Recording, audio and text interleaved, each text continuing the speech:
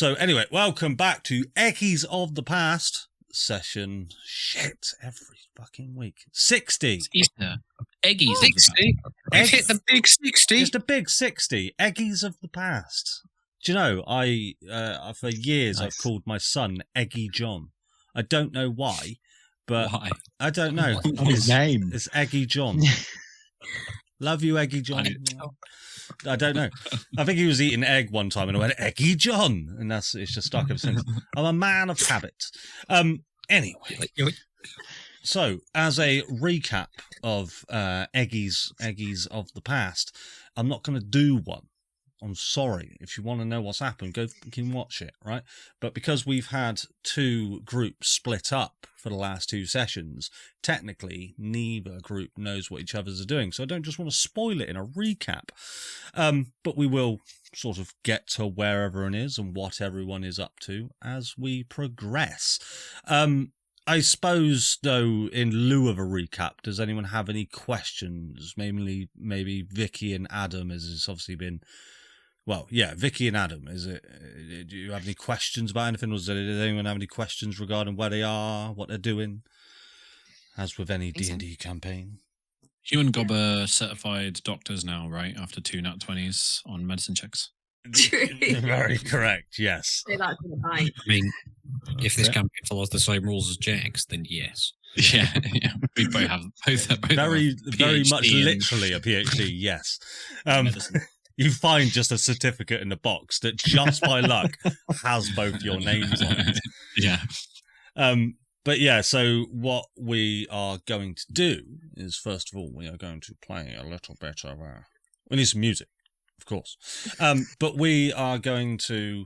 We'll move over to here. So, first of all, we are going to catch back up with Flopsy and Lugus. So where we left you two was after a very, very large explosion occurred. I won't go into it too much, but you know what I'm talking about. Upon escaping that blast, you both moved on to essentially some rooftops or just an alleyway, sort of outside of the radius of the blast, and you could hear things, devils, I was going to say demons, definitely only devils, and these mysterious sounds all heading towards your area. Now, I can probably show you what you kind of see. And what I will say for everybody is the sun has started to come up now. So it has been dark this entire war. What I'll say is this war has been going on for probably about 8 to 9 hours now. Up to this point, you guys have got the impression that you could possibly the Faerûnian army is winning this war through good rolls and good choices and good D&D stuff. You get the impression that is winning, and I think Flopsy and Lugus, you would see that in the streets as you sort of sit on one of these rooftops of a burning sort of crumbled building, looking down. You see more of people from the Whispering Woods, some eagles flying in, slapping their talons into a devil's throat. Just more sort of fighters, rogues, and elves and that sort of thing, more than the devils themselves, and they're almost being pushed back towards the city centre. What would you both like to do at this point? And it is worth noting that you do see the large wall of fire that is blocking your pathway to the centre of the city. We need to. We wanted to help your brothers, right? Aye, but we were going to go next to the wall of fire, have a break so I can get some spell slots back. Yes. And I was planning on dispelling it. So, because it'll dispel it for a little bit, won't it? Just enough for us to get for through. a moment. Yeah. Okay. So with your passive perception, Flops, which is like 84 or some shit, you will hear the sounds, these sort of horrid retching sounds of devils coming up from one of the side alleys to your right. Not necessarily where the army of Faerûn is more situated. They're more situated towards the centre of the city, but this is just off down one of the side streets. You get a sense that with your past perception, you get a sense that they are heading to your location. not necessarily heading to you, but you get the sense that there is an army of devils beelining to where you currently are. So they don't necessarily know that we're there, but they're coming to this position. Which means I'm not saying they don't know you're there. I'm just saying with your passive perception, you know they're on their way. Right. Lucas, we've not got long. We've got to go because there's people coming towards us. What's stopping us from just beelining it in the sky? I guess it's very chaotic down there. I don't think they'd be looking up, probably. Look, we'll try and stay here for as long as possible, and if they end up finding us, we're going to have to get out quickly, all right? Hey, okay. What? So I am going to be sort of keeping an eye out whilst we're having this short rest. And I will be trying to listen for any form of noise coming closer to us. Okie doke. So you'd be attempting to do a short rest, yeah? Yeah. Okie doke. Hey. What I'm going to need you to do, and I want you guys to use your imaginations, we're in a big city, so I'm going to kind of ask you to tell me where you are. Where would you be short resting? Would you try and find like a crumbled down building? Would you try and conceal yourselves, or would you just sort of be within the streets, sort of skulking about? How would you? It would definitely. We said a building, didn't we? It was like between where we blew up the building to the firewall. We stopped off somewhere that looked more abandoned, and there will definitely be abandoned, crumbled buildings. Yeah, there'll be buildings that are sort of half shattered, some that still have their structure, but all their windows are blown out. It'll be easily found. And then I can imagine that we wouldn't just be standing in the open, like we'd be hiding somewhere more concealed. Like followed into a really sad-looking attic with no windows left. Pretty Apart much, from the window that we came into. Well, yeah. You flew into a wall, Lewis. Okay, yeah. What I will say is, with both of your passive perceptions, as you stay there for 10 to 15 minutes, you do all hear these screams and shouts, the clashing of steel from the war going on below you. You do hear some familiar voices. You hear the shouts of the one you know as Lucy and Bingle. You hear their familiar voices just going, "Fucking this way, Bingle! Fucking hell, me!" And Bingle just sort of going, "I'm coming," and in his nonchalant way. But what you both notice in this dark attic is this this small dripping sound. Now, it's kind of audible to you, Flopsy, because of your such a high passive perception, that this drip is not the right word. I'd say more of a gloop sound. And as you look, yes, as you look around the dark attic, you spot it. You spot this small faucet, this almost like a tear in the woodwork itself, more like a wooden rift has opened up, and there is just a small glob, a small faucet of red ooze that is just dripping down, and you see as it drips and it lands on the wooden floorboards, you just hear this tss, tss, tss, as this starts to burn the floor beneath you. But only in a small little spot, obviously. Lucas, this thing's back. It's up here, not down, just down there. Did it just manifest and develop, or has it been there and we've not noticed it? Roll me a perception check, Lucas. I'll say Flopsy's passive perception noticed it was there, but let's see if you guys... you roll one as well, Flops. Let's see if you realised how long it was there. Then... 17. 18. 18. Combined.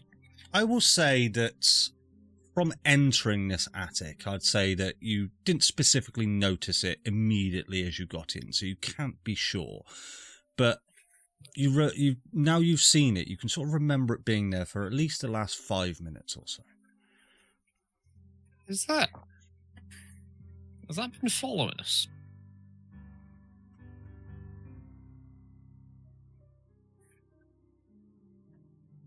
Does it look like it's come from the entrance that is it kind of originating from the entrance that we came through? Like a line, or? I would say just off to one of the adjacent walls. Actually kind of ominous, really, as you both sort of, sit on sort of the floorboards with your back against a wall, just so you can see the entrance that you came in. Obviously, that's surveillance. It's sort of, as you listen to this sort of irritating drip and glop, that it's actually almost on the opposite wall, like almost like it's staring at you. It probably is. I don't know. I mean, it's a sentient thing, but whether or not it's actually following us, I don't know. I mean, it's surely we saw, like, more of it when we flew over to this part of the city, I assume. You would have, yeah, as in the sewer, just like in the sewer, sort of ever so often, just sort of a broken brick or a piece of ground that has almost been uptrodden, if that's a word, upheaved, sorry. A small mound of dirt that's just sort of broken through the granite rock that paves the stone streets. You just spot this red ooze just sort of dripping out and sort of breathing as it pulsates in and pulsates out. You would have spotted that around the city quite frequently. I think it's observing us. I think it's like trying to learn things. I mean, that's what I do if I had an enemy or something that I didn't recognize or know anything about. Hey, but if we are assuming this is Asmodeus is doing, I mean, it's not really his MO. Usually, his ones are usually more verbal or verbose. It's very strange. We know it's not our god, so it's got to be his thing.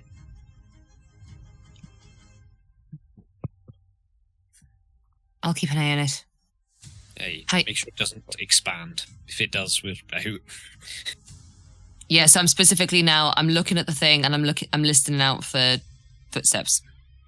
I'll say another 10 minutes or so goes by, and you hear these sounds of these devils. Well, actually, you would hear what they say, Lugus. You would just hear them go, "Somebody destroyed it. Somebody was here. Find them." As you hear these devils scatter throughout the city. Flopsy, you get a sense that there was probably about 9, 10, 12 of these large devils, possibly by the sounds of their footprints, the heavy sort of meat clashing sound on rock and meat and sort of horrible sulfuric smell. You get the sense that these were the same type of creatures that you spotted in the sewers, pit fiends. Possibly Abishais as well, as you hear the do-do-do-do-do-do-do as a couple of four-legged creatures. But I'll say 10 or so minutes go by, and Lugus, right next to you, another one of these wooden tears opens up next to you. This creaking crack. It's a very silent, just, and then just a glob of ooze just starts to ooze out of it next to you.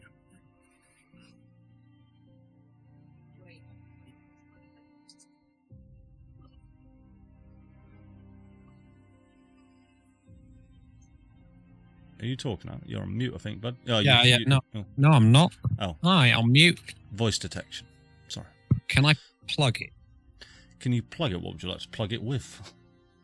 I know. What's in this attic? Roll a D100.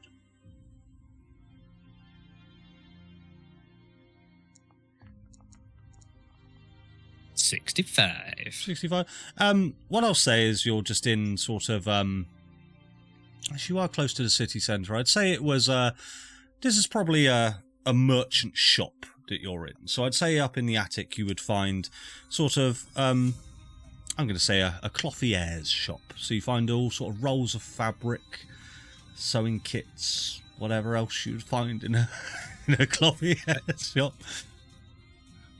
I didn't know they were called clothiers. I don't think they are. I think that's how I'm pronouncing it. I don't think that's how the rest of the world pronounce it. Well,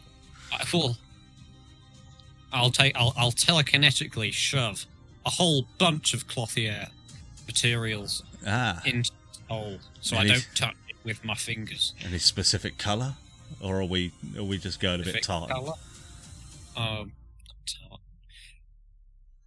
There's a lovely beige. Yeah. So It's a nice royal purple, I'd say. oh, a royal purple. Yes, you do. You find a half-baked roll of royal purple, sort of very popular colour here in Neverwinter amongst the noble folks. You sort of use your as combination between sort of your telekinetic powers and sort of your telekinetic shove. You manage to sort of create this sort of ball of fabric, but just big enough. Sort of, it's only a small little gap, probably about the size of a small football, I'd say. Probably the easiest way to describe it. And you plug that hole up, but then the fabric just starts to soak for starters. And then you see that the ooze almost consumes it. Instead of, you would have thought that it might have ignited it from plugging sort of wooden implements into it, but this sort of consumes the fabric, and you see the ooze start to pull the fabric into the wall. And is it... Oh, I'll let you finish sneezing. It was a cough. Oh, okay. Is it then pushing it back out again, or is it just disappeared into the goo? You see it just almost like a maw, like jaws wrapping itself around this fabric and just pulling it in. Which is odd, because obviously these are very thin wooden walls. It's just an attic. You get the sense that the slanted walls, almost like there's sort of walls and up to the canted roof. You get a sense that where is it going? Is it going outside? Where is it going? Hey? What? It was hot earlier, Flops. You felt it was hot. Yeah, it was warm. It was definitely corrosive. And there was a sentience to it, like it was sort of scoping us out but avoiding us at the same time. Is it like only hostile to like living things?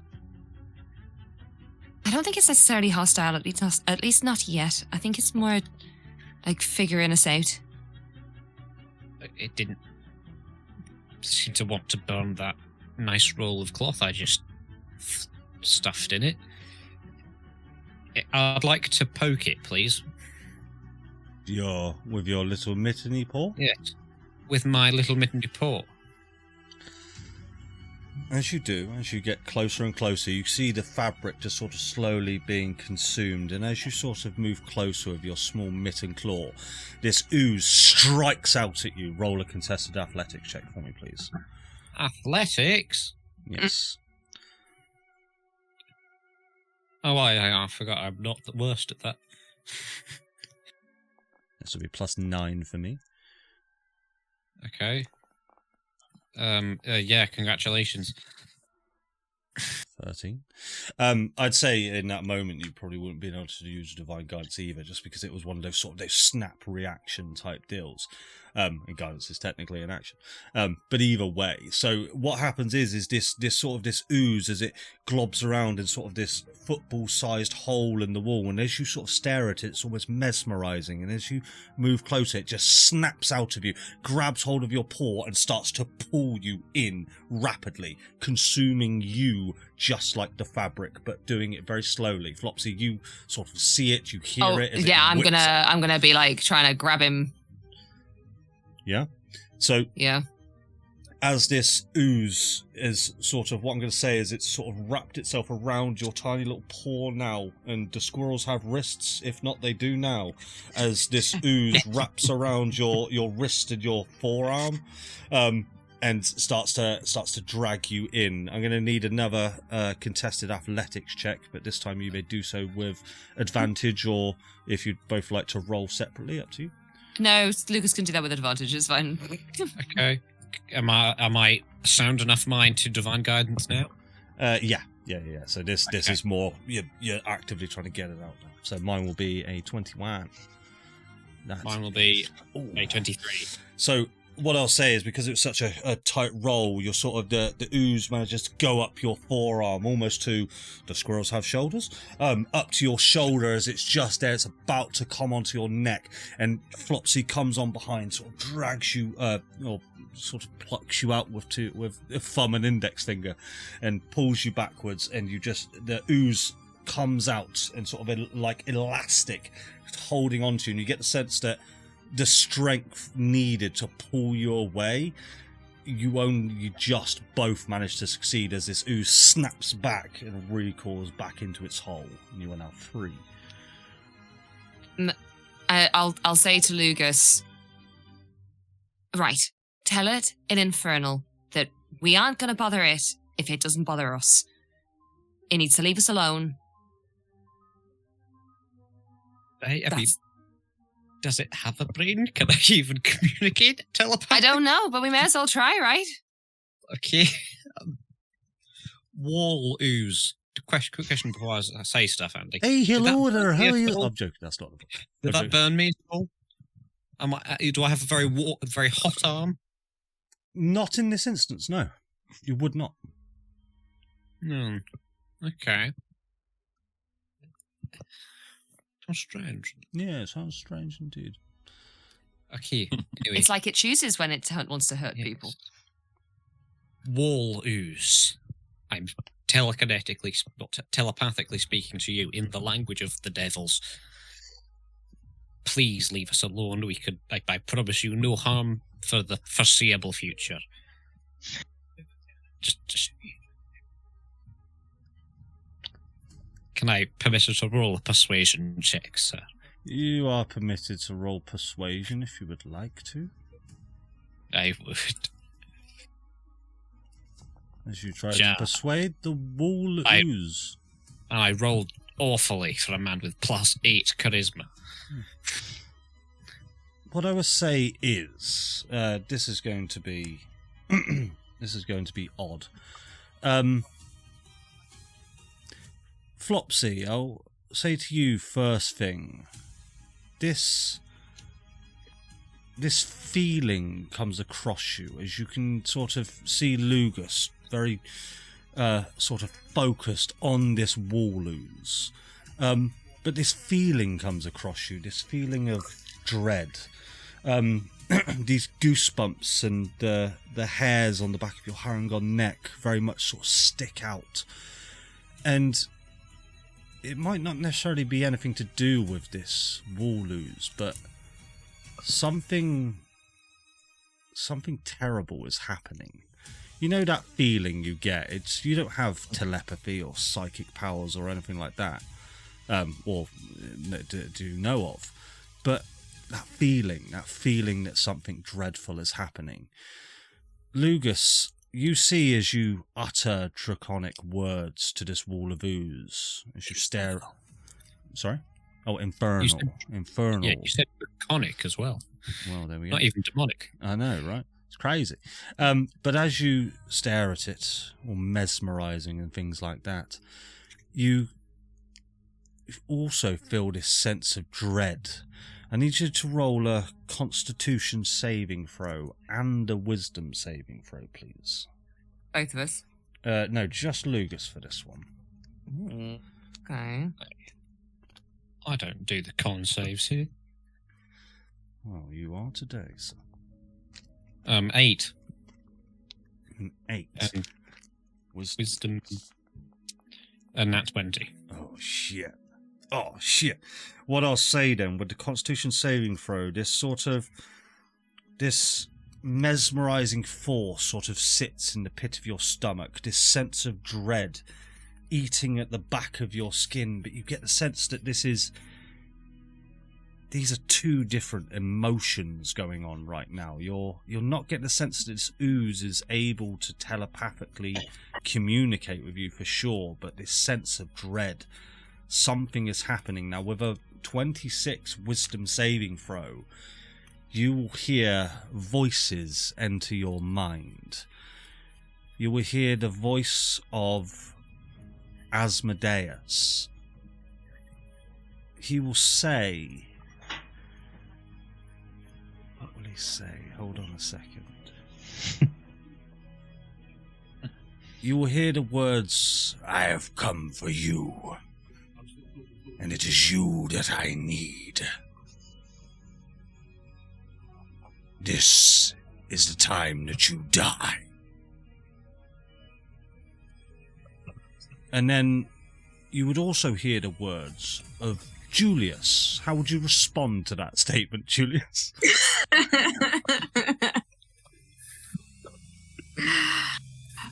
He's saying that to me. Yes. So I'm. This is a This is nat 20 wisdom saving throw from Lugus Got you. that has tapped into this, to whatever the fuck is going on. So I'd like you to just respond to that, and we'll hear what Lugus has to say about it.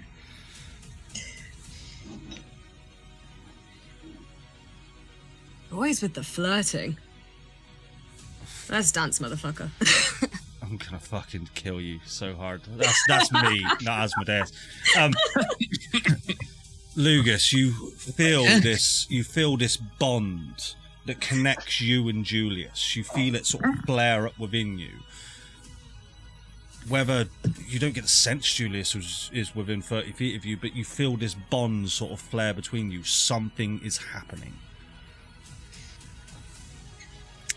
Does the bond lead anywhere? Usually there's a tether. Can I look out for the tether if it flares? You don't necessarily see the tether. But what I'll say, Flopsy, you definitely see this tether as it just goes off of Lugus, and this tether sort of swirls around the room and then just darts through one of the wooden walls to the back of this attic.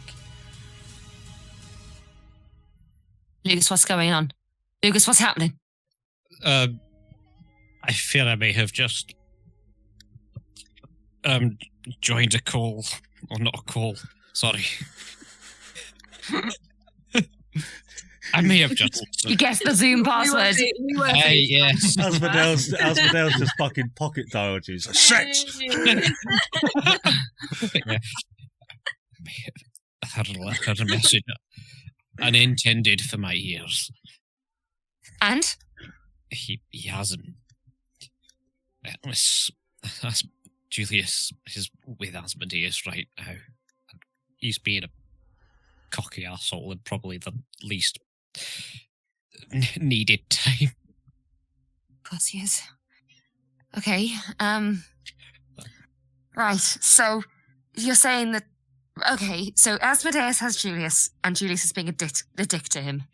So it can't be 100% serious. Like, it can't be, like, really, really serious. Right? I have a feeling.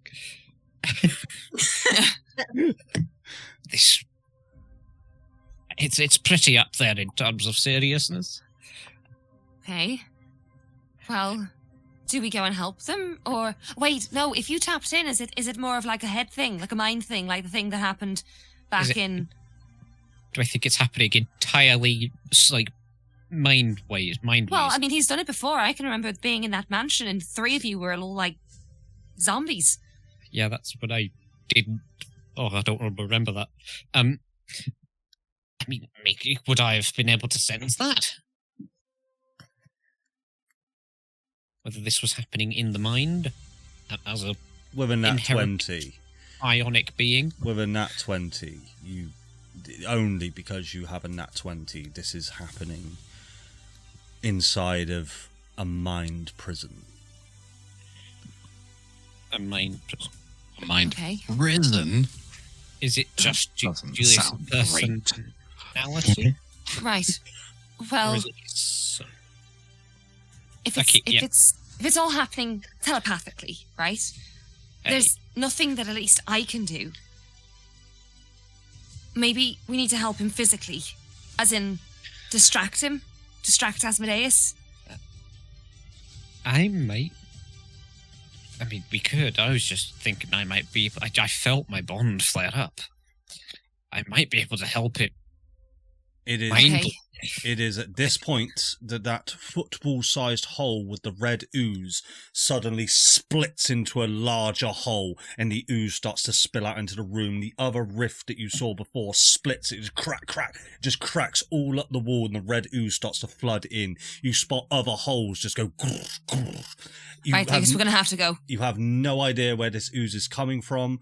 What I'm going to say is one comes straight from the back of you, Flopsy, and tries to grab hold of the back of your shoulder blade. Roll me a contested athletics check for me, please. Acrobatics? Yes, for you, yes. Plus 9 to mine. So 22? 23, sorry. Oh, dear. Oh, no. I'm going to use my heroic inspiration You for use that. heroic inspiration. Cool. Yeah. Go for it. Yeah, That'll 27. definitely beat it. Yeah, so as this ooze sort of, you hear just this cracking sound and this horrible sort of oozing sound just rush from behind you, and you see this red ooze come straight past your face, almost in like slow motion, as it tries to grab hold of your face and pull you back, but you manage to just almost pirouette out the way. The other side of the red ooze, like two hands, tries to grab hold of you.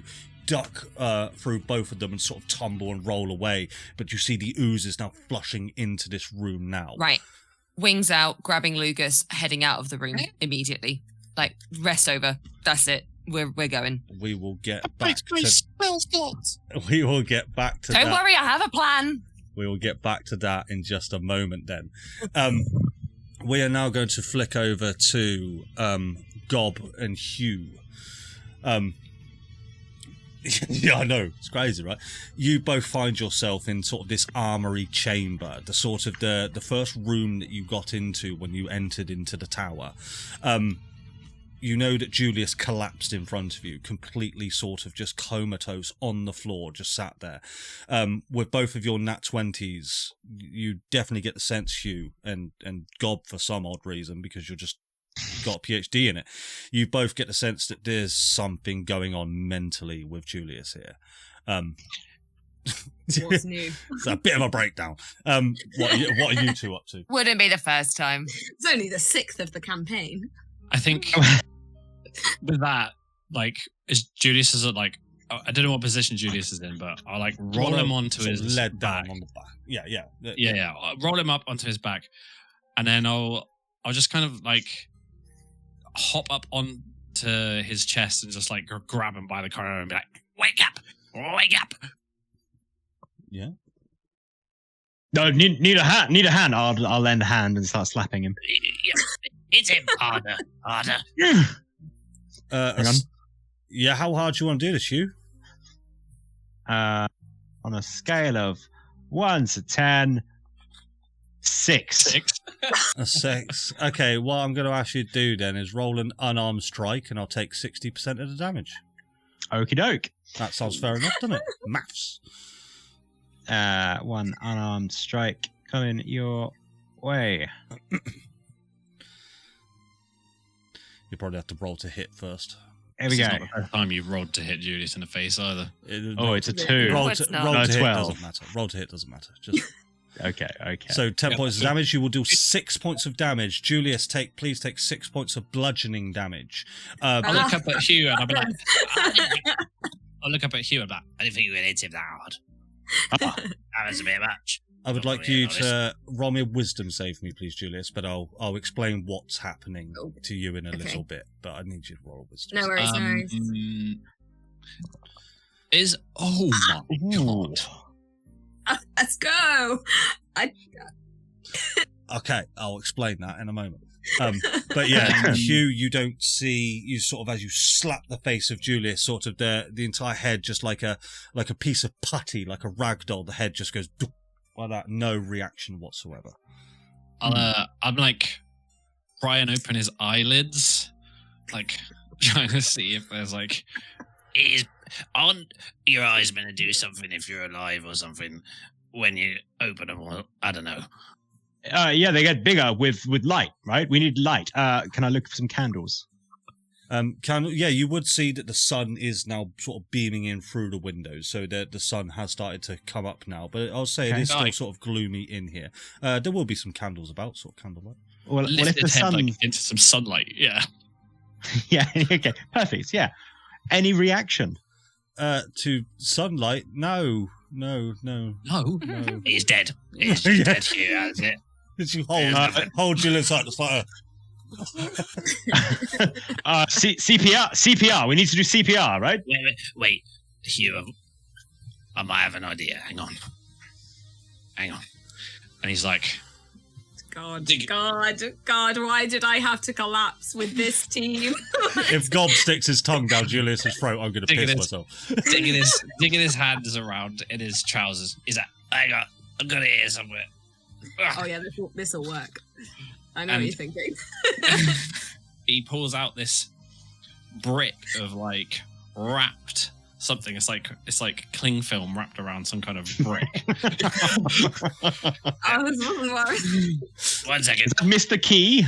And he'll take a little knife and he'll just cut a little hole in the top of the stuff, and he'll be like, give it. Yeah, it's good. And it'll take a long claw, because he's still in his hybrid form. Using his little finger, right? His little finger. That's right.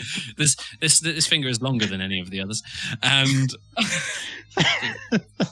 We could administer a little bit of juice. A stimulant. Bound to work. I concur. Okay. so I'll kneel down. I'll tilt Julius's head back, and I'll just, with the rinstone on my fingernail, I'll just blow it really hard up his nose.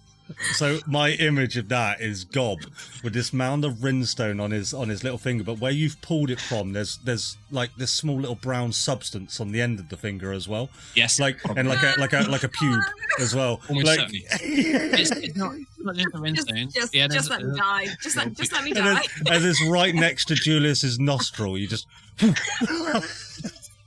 Yeah, and then as soon as it goes up his nose, I quickly open up his eyelids to see what happens.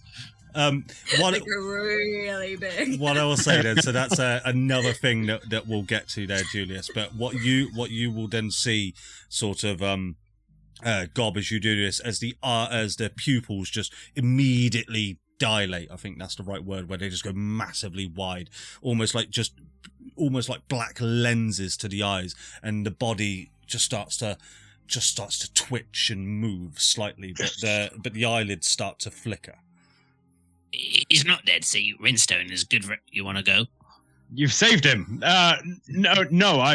When I'm unconscious, yes, absolutely. But it's good when you're conscious. But the eyes are working, and he's moving. He's fine. Yeah. I am going to need a wisdom saving throw from Mr. Hugh, please. One wisdom saving throw. Oh, yes. Ooh, oh my god. Yeah. Stop it!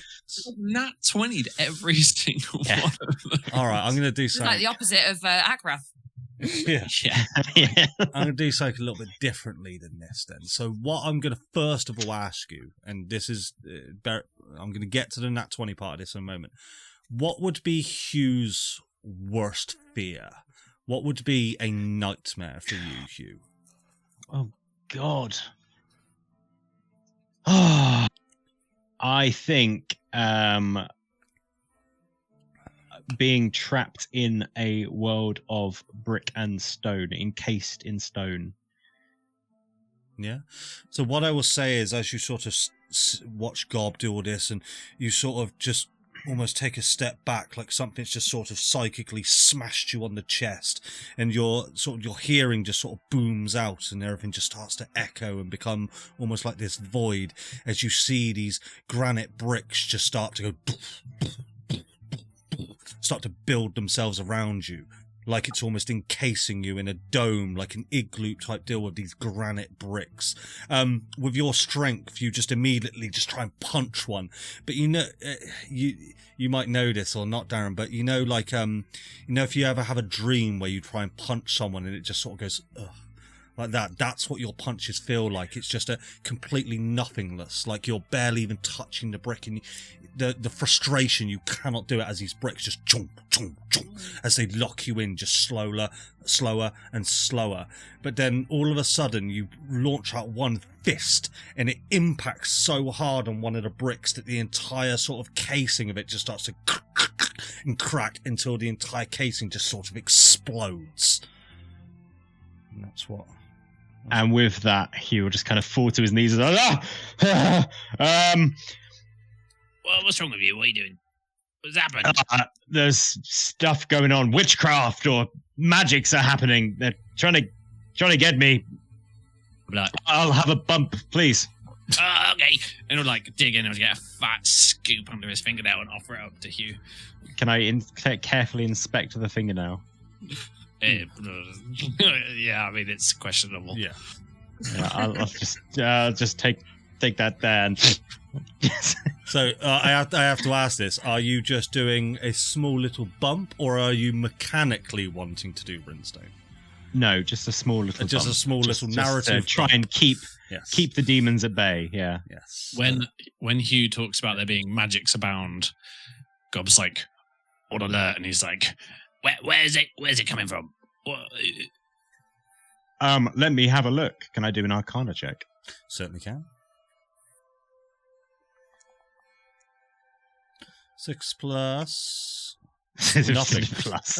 Plus.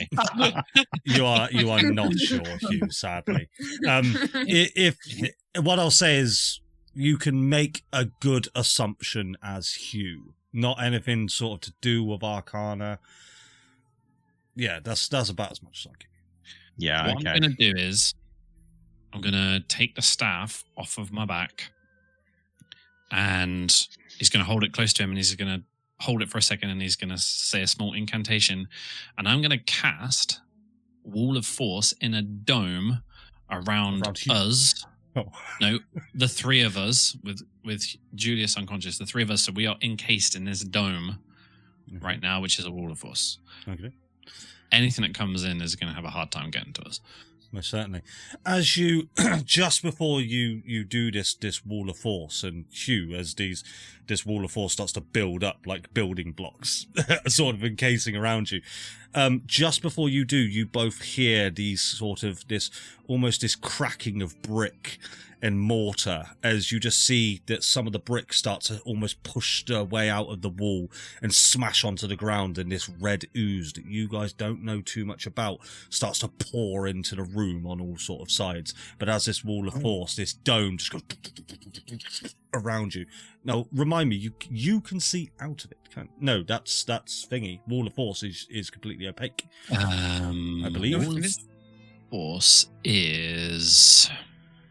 It's invisible. It's an invisible wall of force that springs into existence. Oh, okay, cool. I couldn't remember if you were in it, but yeah. So you're doing the dome version of it rather than the wall version. So Yes. Essentially, I will shift so I can go. I got 10-foot panels, so I'll make enough of a dome around us where we've got enough space to move around. It's as big as probably it's bigger than a tiny hut, but yeah. Would you be making a ceiling completely encasing yourself in? Yeah. I'm completely encasing us in a dome with the wall of force. Okay. Beneath your feet, Gob, you will see the floorboards. Because you did not say that you encased the floorboards. As you see the floorboards start to go as this red ooze starts to and just sort of puddle up, sort of in small puddles around you. That's bad. Okay. What we are going to do is we are going to flick on over to Julius. Hey, friend. First of all, Julius, as we'll be picking up from last session, I'd like you to roll initiative for me, please. Can everybody see this, by the way? Yeah, that's a Doom boss. That actually is. So remember, I had this conversation with you, Adam, about how I couldn't remember what he wanted to look. That is actually Asmodeus from Chains of Asmodeus from the new D&D yes, module. Very good.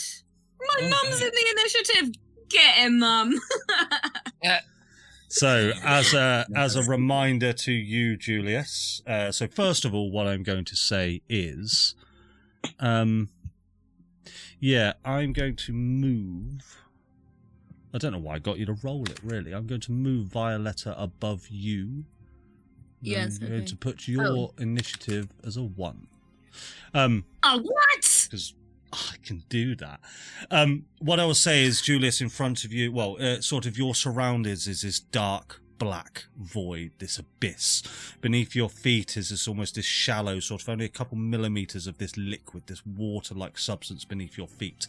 Everywhere that you move, and you can move, sort of you clip clop, sort of splish splash through this water. In front of you, you see Asmodeus, the Lord of the Nine Hells, and I shall show you all their lovely picture. There he is. Looks very much like a Doom boss. Yeah, you're right. Shame you're not the Doom guy. But you see Asmodeus in front of you. You see your mother. As a reminder, your mother's eyes are just sort of this completely blanket of white, as your mother just sort of stares aimlessly off with her hands sort of out in front of her, like she's trying to feel her way. But you can see that she tries to almost walk forward, and Asmodeus sort of plucks the back of her shabby robe, these white robes that she's wearing, and he almost plucks the back of her neck and keeps her where she is. And you get the sense, just from sort of passive insight and whatnot, that she's almost too scared, too frightened to even move, almost shell-shocked in that respect. What I will say is, we left off last session, if you remember, of Asmodeus truly going, who are you? As this mirror image effect, but with 20, 30, 40 other Juliuses, all with different sort of likenesses to yourself, but different in some way. Maybe that's a different eye color. Maybe that's just different clothing. Maybe it's a different shade of auburn. Almost create this circle around Asmodeus as they all just sort of stare at you, give you that cheeky old wink, and they all just sort of just cascade back, just all back into yourself. I'm going to say loose initiative at this point, Julius. Is there anything that you would like to say, or anything that you would like to try and prepare yourself before we enter into actual initiative?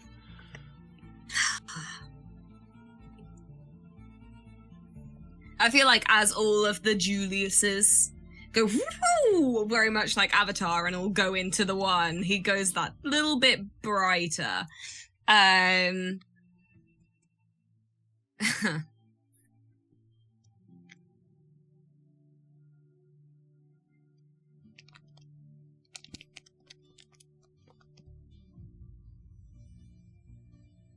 What would you like to do? Asmodeus, let's talk. The time for talking is nearly at an end, de-Trent.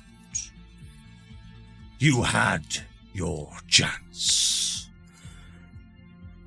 I'm afraid you have lost.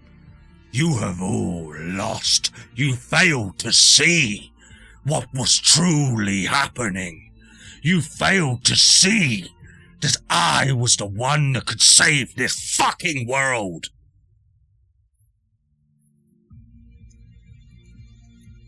Oh, wow. You really have, like, youngest child syndrome, you know that? Jeez. Okay. Listen, I know why you're here, alright. I know why you picked me out of all of the others. Because you're the weakest. Yeah, the weak link in the chain, right? So that you can just kill me and then serve my body up to my friends, so I can be like a point in the plot. Was it that so that Violet obvious? can get all broken and be like, no, Julius, and you'll go, blah. Well, you know, fuck you, man, okay? I thought it was quite a good We're plan. having a different discussion now.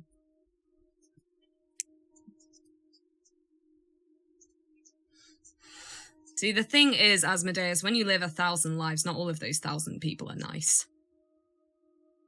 So let's talk.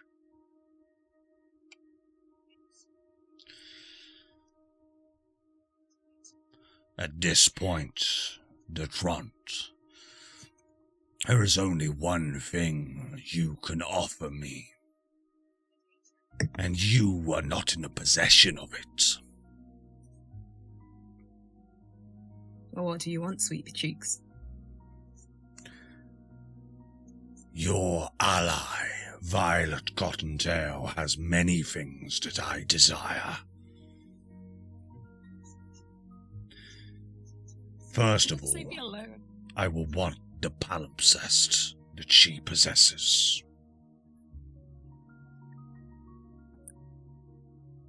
You said one thing. This is one thing in exchange.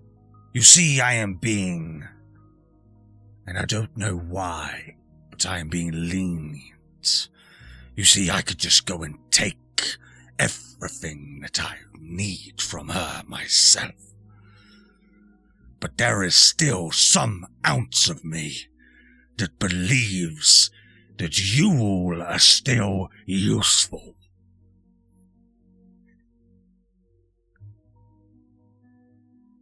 You and Gatter's Cross did not join forces so that you could share power with the other.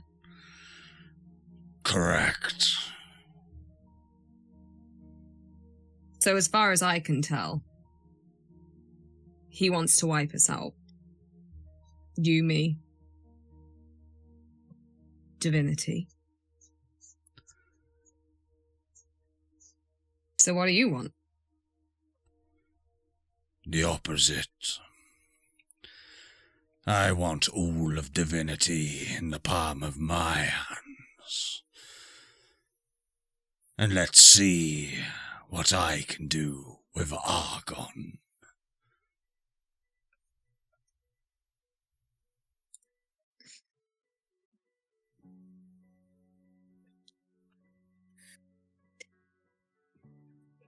See, the thing is, we could fight here and now. And you probably could kill me. Yes. Maybe. I could. Doesn't work for me as a solution. I'm just gonna say,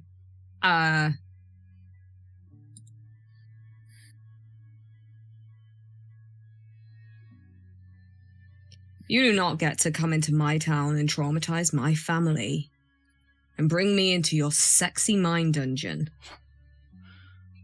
And then not even do anything but threaten to kill me instead. Fucking lame. But equally, Gatter's Cross has got to die.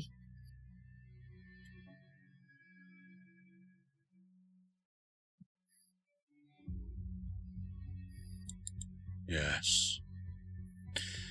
So how about we work something out? I am afraid there is no longer an option. I gave you all the chance. You see, the only things I require is that palimpsest and the Argon that Harengon possesses within her. She will not hand that over willingly. So instead, I have decided to cut my losses. I am going to remove you, Hugh of the Woods, Violet Cottontail, from this existence. Strip you of your divine power that you do not deserve. And I will take Gatter's Cross down.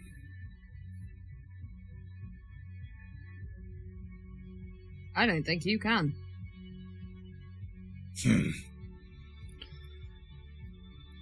But Always underestimating, aren't you? I didn't underestimate all of you. That was the failure that you made.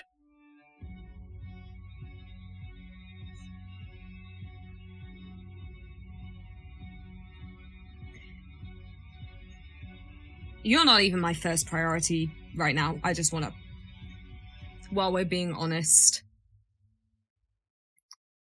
my first priority is getting rid of Gattus.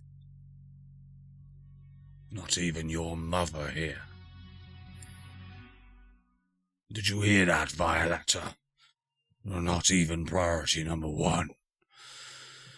You wouldn't mind if I just kill her now.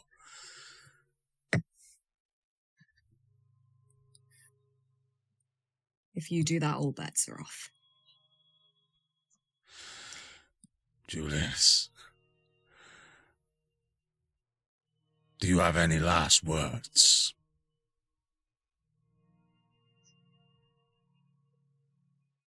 We've got your little Baldur.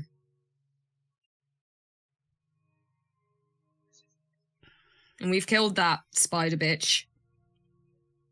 And I'm pretty sure that the 9 hells are being taken from you as you speak. Where is So the I'm going to get Baldur? down off of your fucking high horse and have a conversation. I will ask once and once only. Where is the Baldur? That my asshole, you prick. All right. Why would I tell you that? He will rush instantly forward, almost teleporting like this flash. This demon comes straight within you and plunges a claw. Well, we'll see if he attempts to plunge a claw into your stomach. This will be, let me have a little look. This will be a plus 19 to hit. That is going to be a fucking shitload. Jesus Christ. That will be a 36 to hit. Yes. Sorry, I don't know why I was waiting. So this will be. Sorry, let me just no, it check. doesn't hit. Let me just check. Yes. You will take 32 points of Fucking hell. force damage. Well, actually, no. In this condition, it will be psychic damage. 32 points of psychic damage. Does anything No, do I happen have in to the map? real No. world? So I will get to that in just a moment then.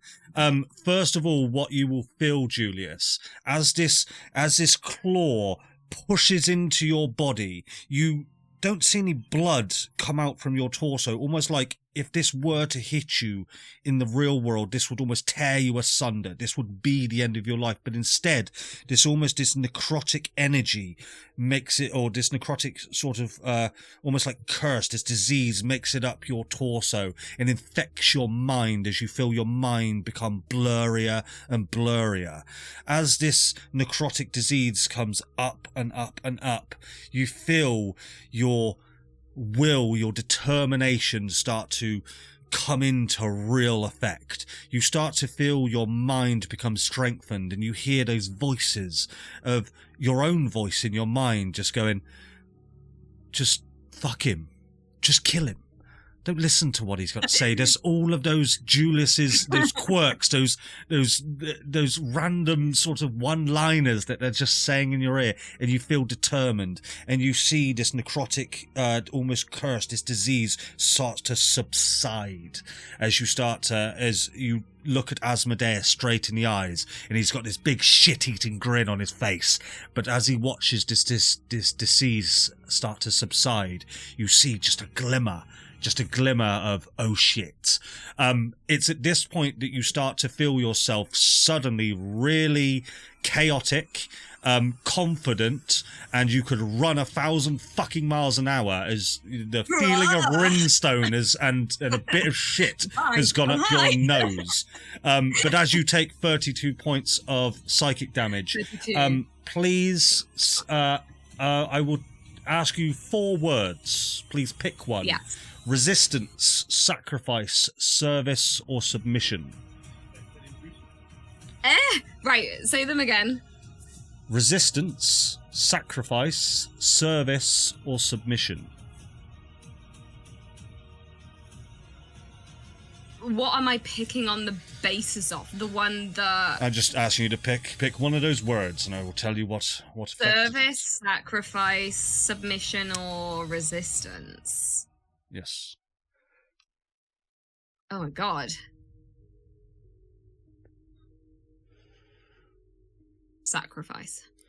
Sacrifice.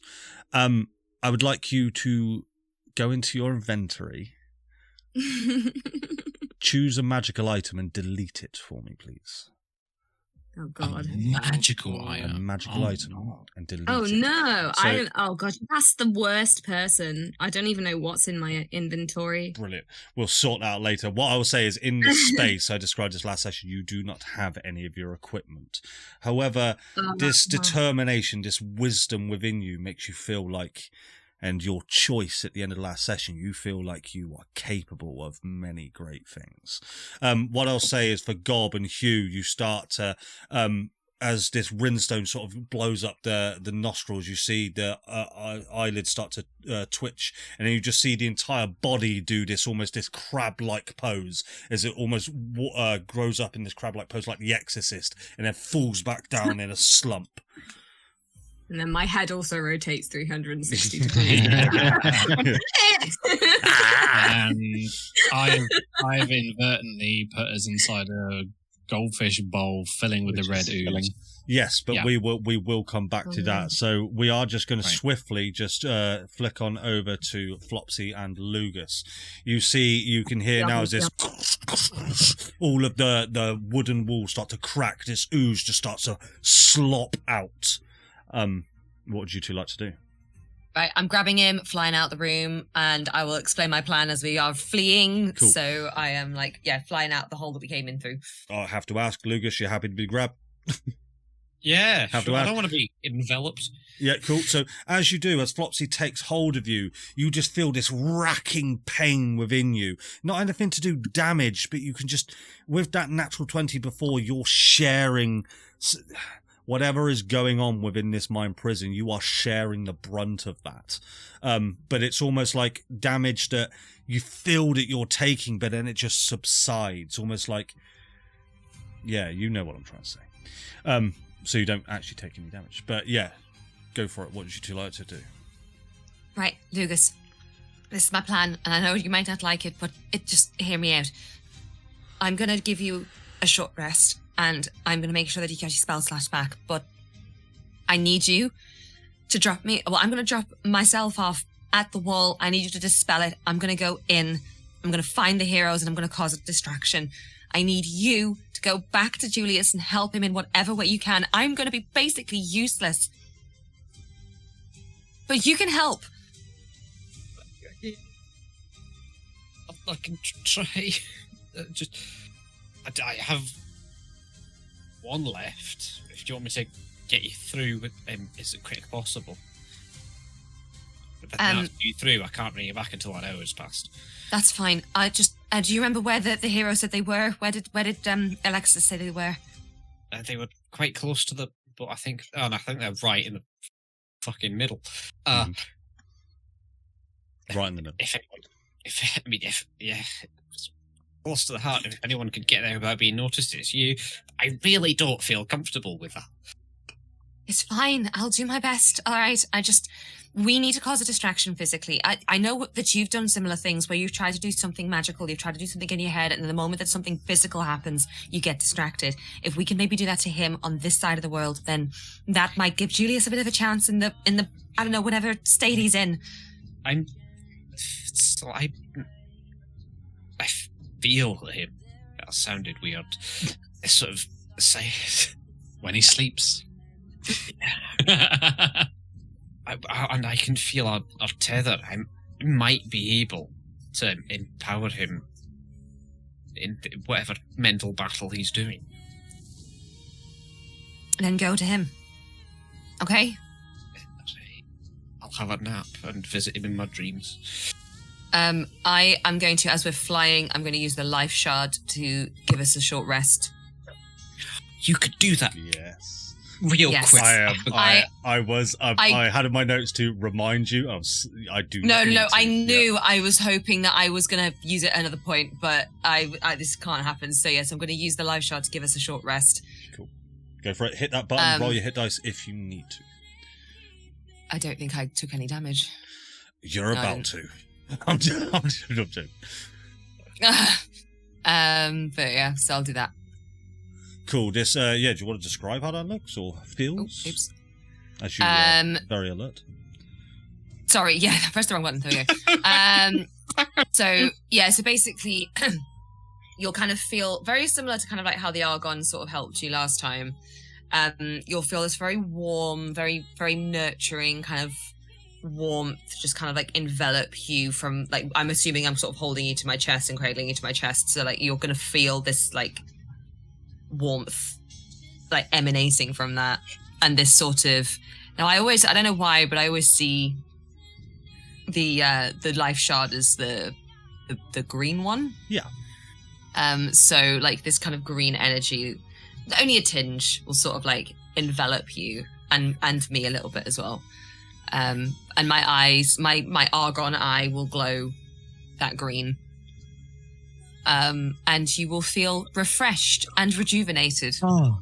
But to add to that also, you, as this sort of flushing green aura sort of emanates out of your eye, you do start to hear those almost soothing chimes within your mind. But roll an insight check for me, Flops.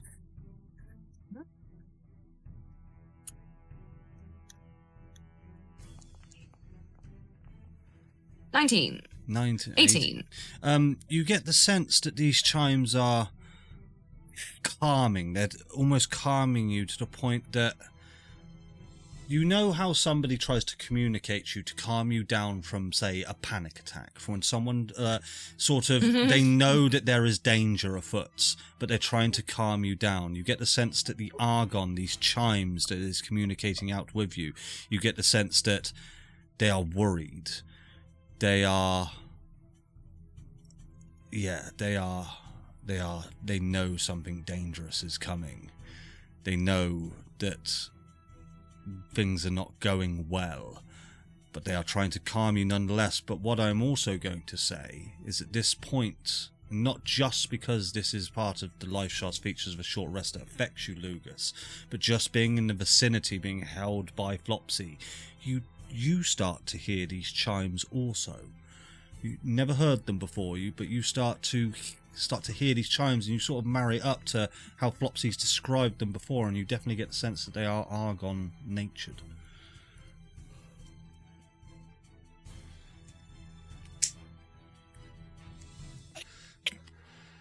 Completely forgot you could do this. I was hoping to save it for a slightly more emergent situation, but this suddenly became very emergent. So that's what they sound like, I guess. You heard them? I thought maybe the tail end of them. They're worried. And if the Aragon's worried, something big is coming. Lugus looks As you look up. Oh, okay. Oh, no. I was about to say no shit, but please carry on. As you look up, no shit, there is an Argon core there. It has finished its descent now. You see it, I'm going to probably say only about 300 feet above the city itself, this large, almost sun-like orb just completely enshadowing the city over above you. You can feel its pull. You can feel its grasp on you. You can sort of feel its heat, and you can feel its power. At this point, as you sort of exited this attic, you hear this cracking of stone, this breaking of wood, as you see beneath you the army of Faerûns and the devils. All of a sudden, just through every sort of orifice that you can imagine, just hundreds of these just bursting granite rocks, just cracking of wood, and the pavements within the streets, all the stones just coming up and unearthing from the ground, and this red ooze is just trickling now through the streets, almost running through people's legs. You see sort of some of the soldiers just sort of look a little bit surprised, but you noticed in one of the devil's eyes as this big shit-eating grin comes across their face as they just stare towards the soldiers and try to push ahead. You see the red ooze is actively avoiding the devil creatures. I think it's hostile now. But it is coming from everywhere. Also, Lugus, as you look up, this will be fun. Roll me a perception check, quick.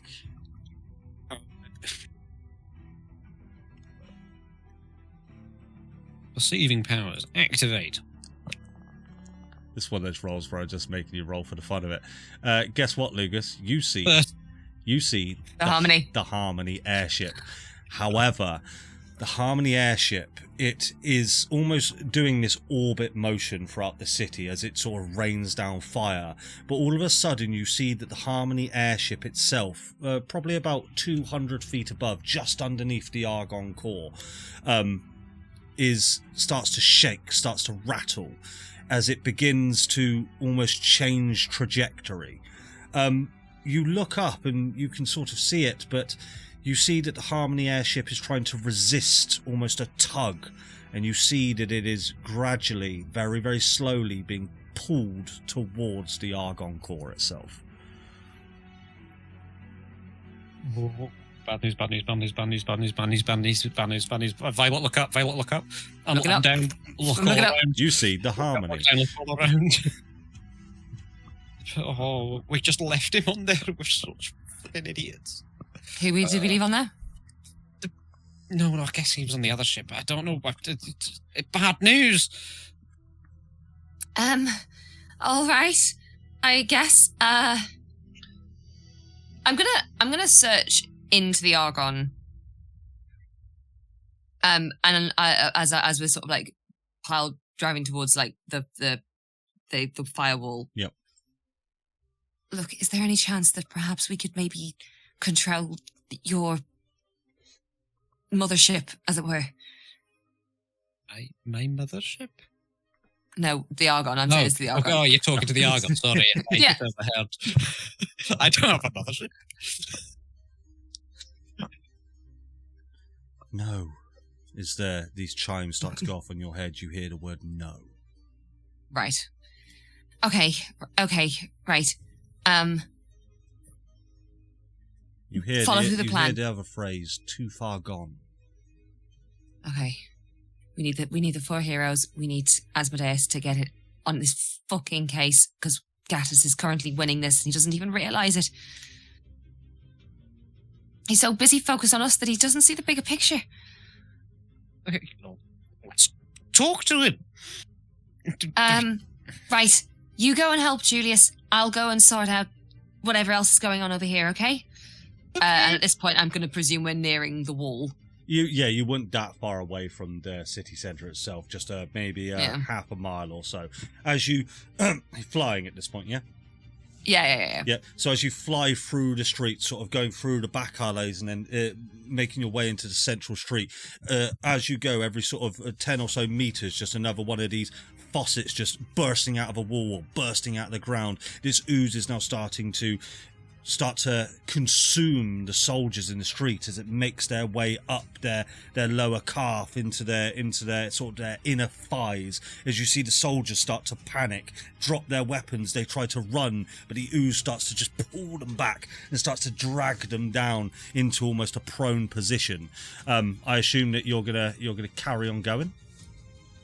Yeah. What is this stuff? So as you proceed on, as you swoop through the streets, you come to this wall of fire. What would you like to do at the wall of fire? Right, Lucas, you know what you're doing, yeah? Me? Sure. Don't stop. Don't worry about me. I've got myself sorted, all right? No, go for it. I've not knocked twice, I guess, when you want to come out. Save Julius. On it, will do.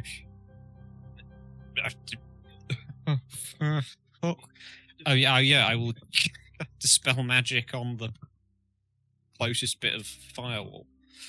As you do, I need you to roll a d20 and add your spellcaster modifier, please. Okay. As you hold out your little paws and this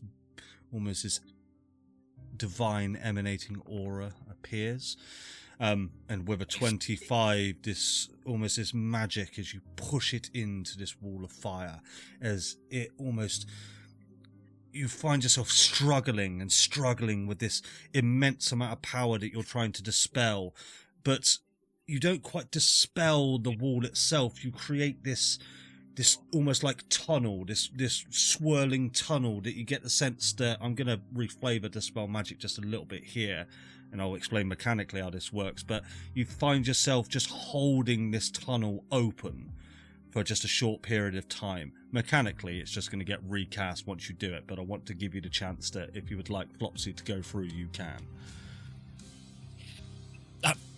Holding it back. Go. I'm gonna kiss him on the forehead, and then I'm just gonna fly through. As you swoop through, Lugus, you let go of that Dispel Magic. The whole wall goes down, but it comes straight back up mechanically. But for your narrative purposes, you're holding onto it, and then you just release the spell, and the wall of fire just goes and consumes. I would explain what you see in a second, Flops, but this wall of fire just straight behind you. We'll flick back over to Gob and Hugh. What are you two up to? You're muted, Jack the Lantern. I think I fucked up, Hugh. I think I fucked up. What's happening? Why is he? Every time he's kind of doing a crab, I'm pushing him back down. Just no, stay down. Calm down. He's really excited, Gob. I know, but look. And I'll point to all of the red gooey shit coming out of the floor. Oh, is there a table nearby? No, because you're in a Wall of Force dome. There wasn't.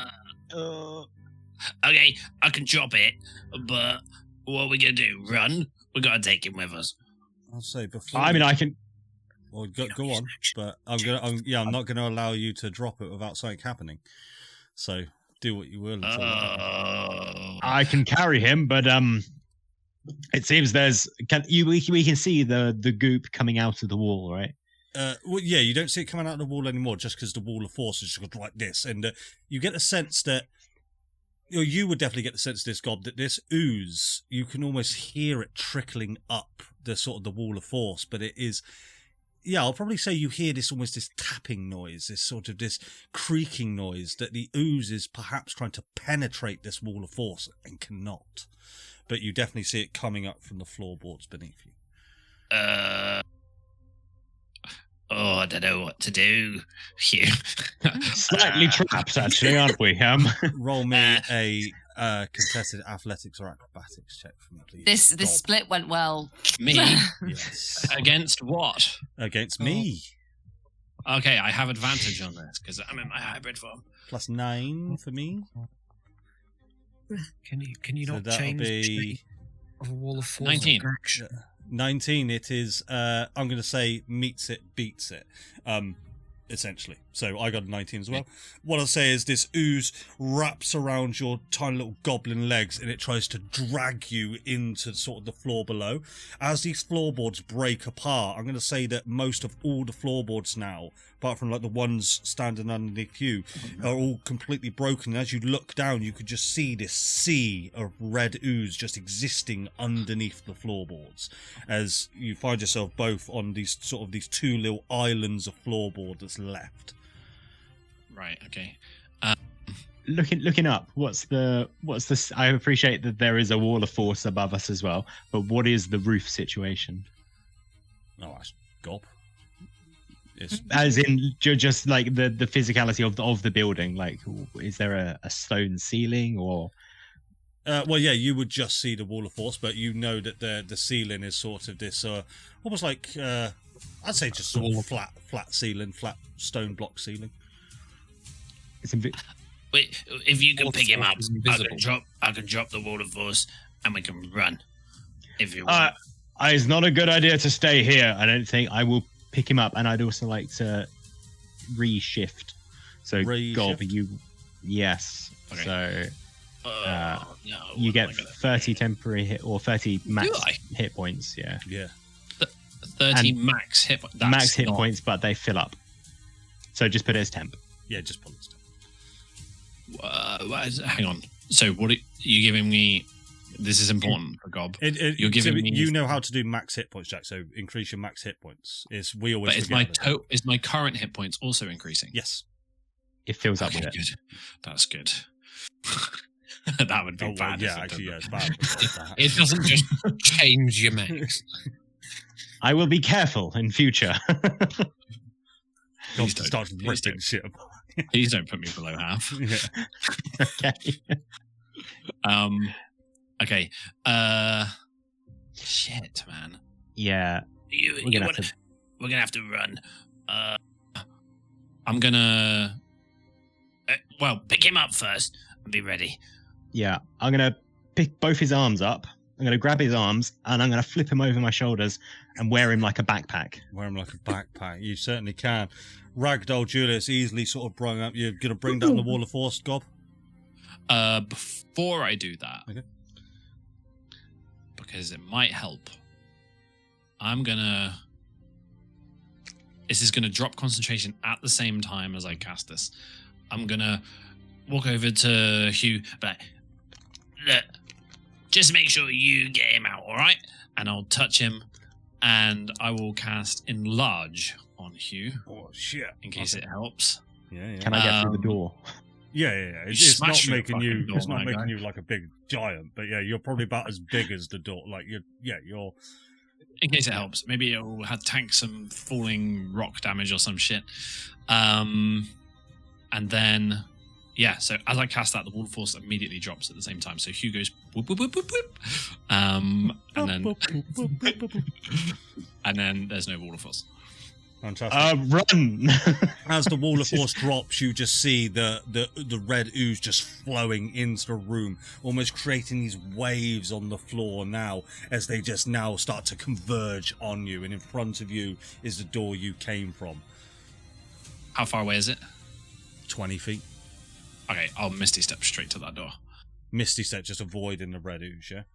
Yep. That's it, so just from the door.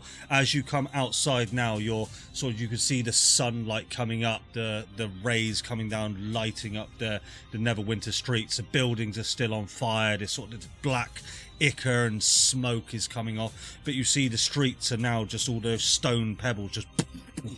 You see some of the brickwork of some of the stone houses, the wooden houses start to crack and snap as the red ooze starts to converge. Doesn't make it. Some of it makes its way to you. Others make it towards soldiers of Faerûn and just almost jump onto them, grab them, start to pull them down, and almost devour them.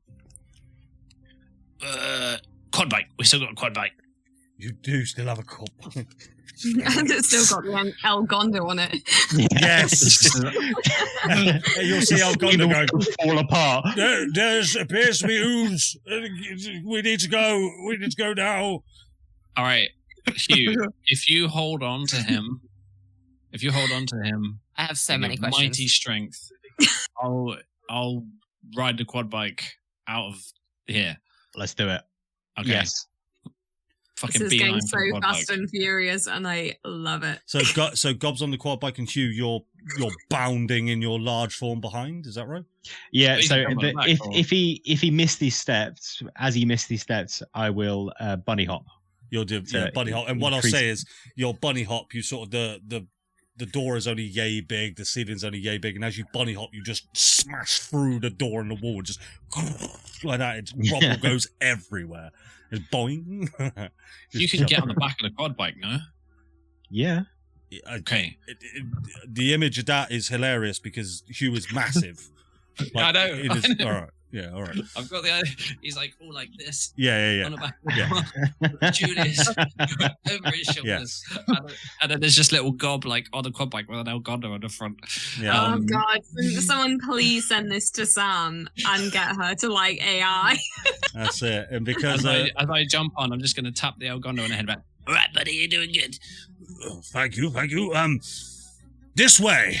He has no idea where he's going, but as you just go boom, hit the thumb accelerator, all the weight is on the back of this quad bike, and you immediately just start to do a wheelie as you pull off, and just wheeling through the streets of El Gondo, just going, fucking slow down, you fucking mental ass. And as you race through the streets, just these sort of oozes just exploding out of the walls, out of the sort of the road and the pavement that you're following. You've almost got to swerve around it. So roll me a performance check as you try to navigate this quad bike through these sort of exploding bits of ooze. Hugh is sitting facing out the back, and you know that bit in Jurassic Park where they're trying to escape and the T-Rex is running after them. He's like, drive faster! I mean, what's happening? I'll be honest, Gob, the throttle is binary. On or off, and you just see the quad bike just constantly go into wheelie, stop, and as you sort of move around it. But with an 18 gear, you manage to sort of just grab it up on two wheels as some of the ooze just goes, sprays all up onto the undercarriage of this quad bike, and you bring it down, you make your way around, drift around the corner like fucking Tokyo Drift. Where are you guys headed? I have no idea, and this is the problem. So Gob is literally just fucking tearing through these city streets with all the shout. Hey, all right, back there. You're still holding on to him, right? Yeah, I've still got him. Good. Where are we going? So I don't know. What I will say is, at the end of the last session, you were about a mile and a half off the city centre. Somebody explained that to you. I think El Gondo explained that to you. You're sort of in the northeasterly part of the city, so you would have to go in a sort of a southwesterly direction to get to the centre, or go wherever you like. Does this El Gondo know the way? You can ask him. Buddy, and I'll tap him on the side of the face, like kind of a bit hard with a slap. Do you know the way to where we need to be? Of course I do. I'm a level 20 fucking wizard. I'm a simulacrum. I have more intelligence than all of you combined. Yes, I know my way around Neverwinter. I know 9th level fucking spells, and I'm attached to a front of a fucking quad bike with rope. This is exactly. And now what I really want you to do is just hold your arm out like this. And Okay. when you need to go left, you just do that. And when you want me to go right, I'll just do that. And then that's If that keeps it simple enough for you. It does. Bloody hell. Look, there's an El Gondo, and you just see one of the El Gondos just sort of waves and goes, oh, hello, as he just gets completely consumed by this red ooze. Oh, fucking hell. You just that El Gondo. Yeah. Gob has just invented stat nav. And as you barrel towards the centre of the city, that is where we will go and take a quick break. And we will come back to me killing Julius. By hook or by crook, Gob and Hugh are going to get Julius back to the two sensible people. Absolutely. Somehow. They know what to do. They can fix him, I'm sure. Yeah. Which is why. Yes. I didn't freeze today. Now that's a good start. So what we're going to do is I'm going to quickly flick on over to you, Flops, because I just want to describe what you see, but then we're going to quickly flick away from you because I want to kill the fuck out of Julius, all right? If you don't mind. Stop being so mean! So I'm going to drag us all over here so we can see. So it's more fun that way. But as a description, Flops, as you move through this wall of fire, you see in front of you this large city centre with, you see the red ooze as well, sort of breaking out of the sort of the nice ornate tiles sort of in front of you, this nice city centre. The bushes are all ignited. You see that the council building in front of you is completely in flames. But outside the front of that council building, you will see, you've watched Stranger Things, haven't you, Vic? Sort of Vecna, or Asmodeus, but sat in that Vecna pose, just sort of levitating above the ground by about 5 foot, with his arms crossed on his torso, his eyes flickering like this as he exists there in that state. You see over to Asmodeus's right, you see individuals that you don't quite know who they are, but you also see 2 Ratatosk as they are also floating above the ground, sort of eyes flickering. Off to your left, you see this on the map it's just 2 circles, but you see this pyramid type architecture, probably about sort of 20 foot by 20 foot, almost this square into a spiked pyramid architecture, that you get the sense, because of the topology, is the beacon that's currently not active. It's currently aimed straight up at the Divine Lattice, but it is now being impeded by the Argon core. Chained and lashed to this beacon, you will see the familiar face of Micah. And I'll show you all that. If you remember Micah, which I do remember Micah. revealed himself as Talos. You will see that he's not in the same kind of state, but he is more like his muscles are just completely gone. It's almost like a disheveled version of Micah. No sort of equipment. He's basically naked as he was before, because he's my hot guy, and he's absolutely chained to this beacon, like all limbs just chained to it, and you get the sense that he's completely exhausted. I'll say, is there anything that you would like to look at or do just in this moment before we flick away? I'd immediately sneak, so I'd find the nearest bit of cover possible. Roller. I don't need a stealth check, actually. I don't need a stealth, because you could see that Asmodeus is in this state. He's not paying attention. I will say, mechanically, I will be asking for stealth checks whenever you say hide when he's not in that state. Motherfucker can see everything.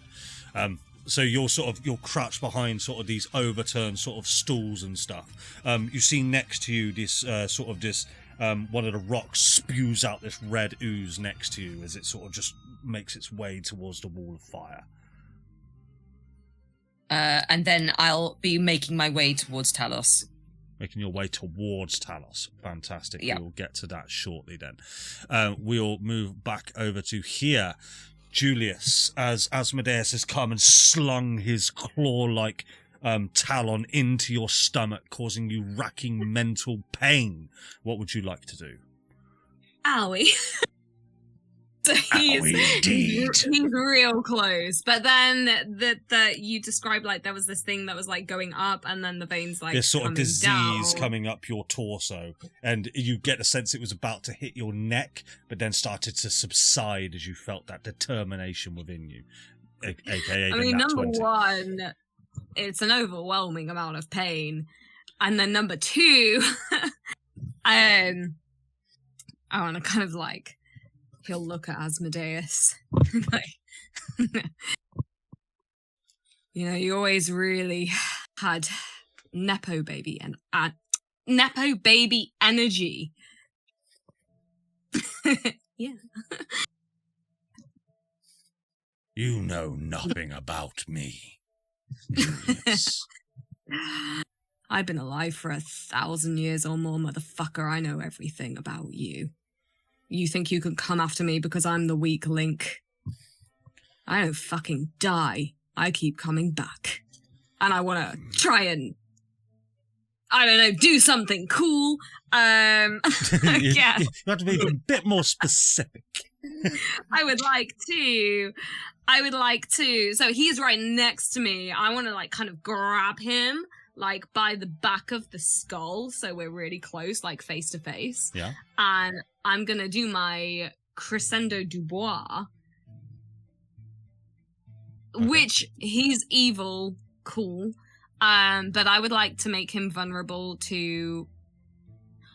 Oh well, here's the question though.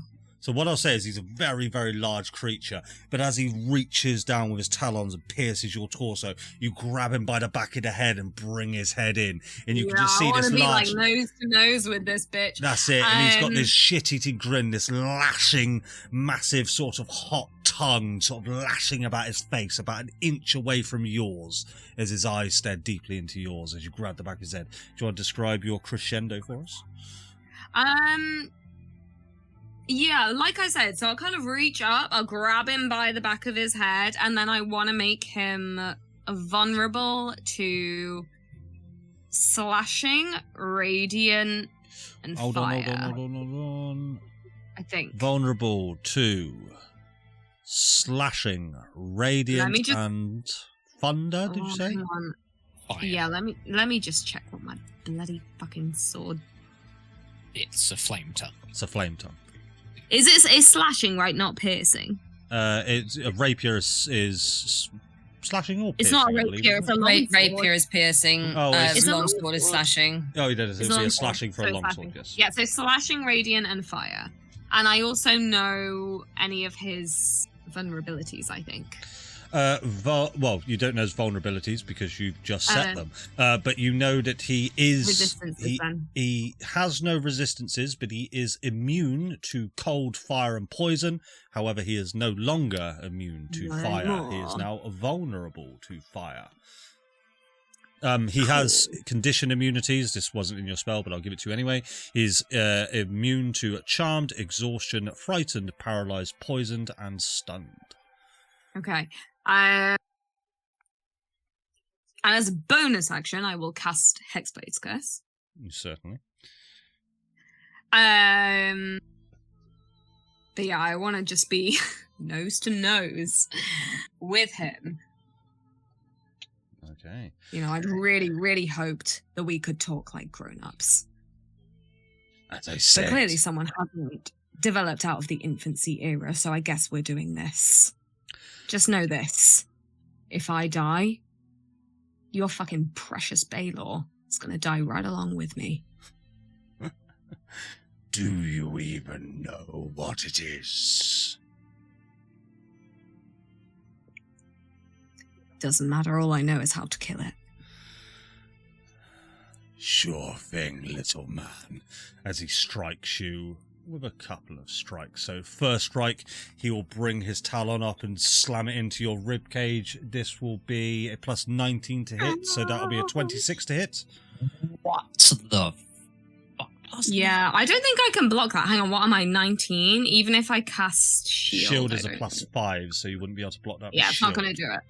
Cool. Yeah, so let me do. Well, I'll roll for his second attack first of all, because it'll be more fun that way. It's plus 19 again. That'll be even more. So that's 2 attacks. So I shall roll 8d10 plus 20. Ah! I'm sorry. What is happening on the quad bike right now when this happens? I will explain that in just a second. So that'll be. I just start bleeding from every orifice. So that'll be 60 points of psychic damage to you, please, Julius, as these two talon-like claws just rip into one rib cage, rip into the other rib cage, and he will just lean in even further. This lashing tongue just going, "Don't fight it, Julius. Just fucking die." But on the quad bike, you will see this. Hugh, you'll feel it. This body just jumping on the side of your shoulder like this. Yeah. Is it obvious that Julius is being dangerously injured? I will say at this point. What's your current health? Yeah. At this point, you will start to see blood trickling down through of the orifices. Out of the ears, nosebleeds, sort of blood coming out of the mouth as the body just twitches in your arms. Hugh. Faster, Gob! Faster! Well, as he says, like Gob is periodically checking behind to see what's going on with these two, and if I see Julius in that kind of state, he's gonna stand up on the quad bike, still like tearing through and one-handed steering it. He's gonna reach back down into his trousers and he's like pulls out this flask and it like bounces around and he's like fuck, and then I'm gonna like throw it back to Hugh. Is a potion of superior healing. Potion of superior healing. Right. What I'll say is to give that, because we're in loose initiative now, so that'll be your action. Happy with that? Fine. Yeah. Well, what I'll say is, Hugh, you can, for narrative purposes, you give it to Hugh, and Hugh can do it as a free action. Yeah, because fine. Yeah, mechanically, you could just give it to Julius. But we'll say that. What we'll do is then we'll go over to you, Hugh. What would you like to do for your turn? Well, hang on. How much is that? What's the? Roll so it, keep these actions very sort of brief, sort of 6 seconds. Like we are in initiative at this point. Yeah, I'm trying. There is someone who can possibly 8d4 plus 8 possibly die here. 8d4 plus 8. 8, yes. 8d4 plus 8 for superior. Julius, take 27 points of healing. Oh, thank you. And am I on now? I'm on 52. As I... Oh, no, I've done that. Yeah, I don't know. I mean, other than pouring it down his gullet, I don't have anything. What I'll say else. is Julius did react when he was hit, if you remember, Hugh. Did react when he was hit. Yeah, so you would have got the sense that punch to Julius did something, because Julius rolled that nat 20. I don't know if I described it well enough, but you would have noticed a change in Julius when sort of got that when you hit them. Okay. Well, I will hit him again. 100% power? God, shall I hit him again? I mean, You cause the exact amount of damage for me to die. when you hit people, what normally happens? They die. Right. But I We don't don't know. want him to die. I'll tickle him. Can I tickle his feet? Tickle him. Sadly, that has no effect, but I won't class that as your action to tickle. I reached to my trousers. More redstone, maybe. I don't know. So what I'll say is, yeah, like if you want to hit, you decide. I like that sort of that percentage way of doing it. But if you don't want to, that's completely fine. Yeah, I mean, on Gob's advice, I don't want to hit it. This is Hugh, not. you do you. Gob does not You give do you. advice. Yeah, I mean, no, that is narrative. I would have asked, and Gob said, "This made me think twice." So no. No, I'll tell you what I'll do.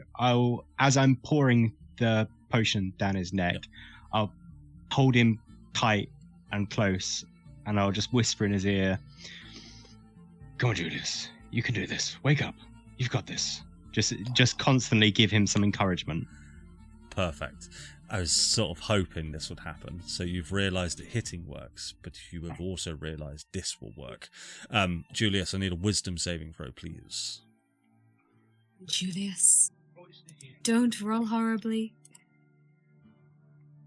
Oh, my wisdom is so bad. Ah! Oh my god. Hugh, you Oh, can no. feel as you whisper these words into I'm Julius's sorry, no, ear. that's so beautiful. You can feel that the body of Julius becomes colder and colder. There's still warmth in there, but it is cold. That'll be your action, Hugh. You happy with that? Yep. Cool. Lugus, what would you like to do as an action? You're mute, Deadly. I wasn't aware I was a part of this. You're all part of this. Am I still apart from Vic? You can feel that almost that static, that you feel those goosebumps on the back of your neck. You feel like you are connected mentally because of that nat 20. That sort of has just unlocked this for you. Okay, so do I have access to more things than my tether abilities? I don't know. What would you like to do? I mean, I would like to cure my boy. I will say, at this point, with a natural 20 and that tether between you, tell me what you want to do. Not what's on your sheet, not what's mechanically. Tell me what you want to do. I want to scare personally, I want to scare the shit out of Asmodeus by beefing the hell out of Julius. What I want you to do is I want you to roll me a Arcana check for me, please, to try and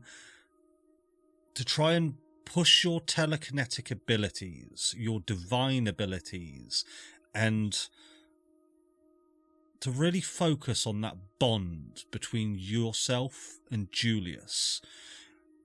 This bond. Or roll that Arcana check for me first. Okay. Don't be awful. 19. 19.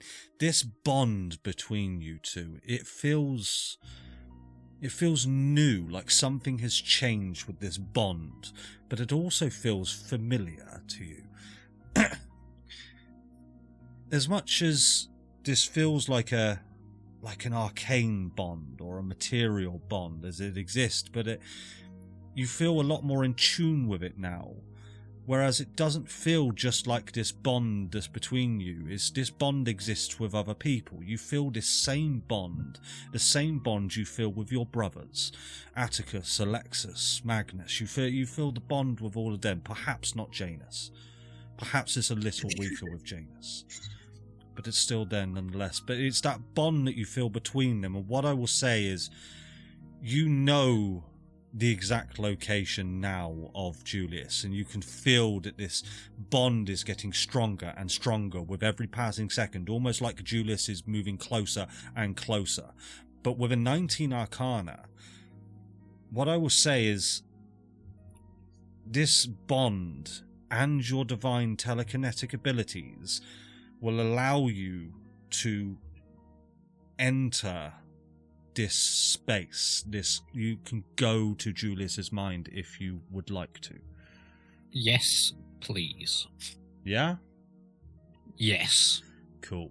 We will get to that in just a moment then. So as you sort of close your eyes, the clashing of steel, the screams of people being consumed by this ooze all around you, sort of just take a breath and just start to meditate and start to take it all in, drown everything else out, and you start to focus and you start to hear the voice of Julius, this scream as Julius is pushed into it. You can feel the hot breath of Asmodeus's tongue lashing around in front of your face. As you open your eyes, you are now in this dark void, but we will get to that in just a moment. Julius, we are over to you. I'm not missing you out, Flopsy, don't you worry. No, don't worry. We're face to face. I want to try and stab this fish. Cool. I've just put Lugus on the map, but you don't see him just yet. You want to try and stab him. You don't have your sword. Why? You do not have any of your your equipment. I don't have anything. You do not have anything. You're in a mind that's the problem. prison. I'm in a mind prison. Okay. Oh, well, it was a bit pointless making him bloody thingy to piercing and fire, wasn't it? No, it wasn't. Right. What I want you to imagine this, Julius, as you try to reach for your sword, you try to instinctively grab it and it's not there. But roll me an intelligence check. Oh, but I'm not. Julius is not very smart, bless him. Well, that's why we rolled a dice to see what intelligence check. Come on, Julius. Yes, 8. 10. Divine guidance. 10. You're not just there, Lucas, just yet. Sadly, it's just before. So, as you reach down, you get the sense that it's a 10. What do I say? This is a mind prison. You look around. This is. Yeah, it's a mind. Is this your mind, or is this Asmodeus's mind? Because if it's Asmodeus's mind, you're in big trouble. But if this is your mind, well, okay. We all know what our mind is capable of. Okay. You never tried lucid dreaming? Interesting.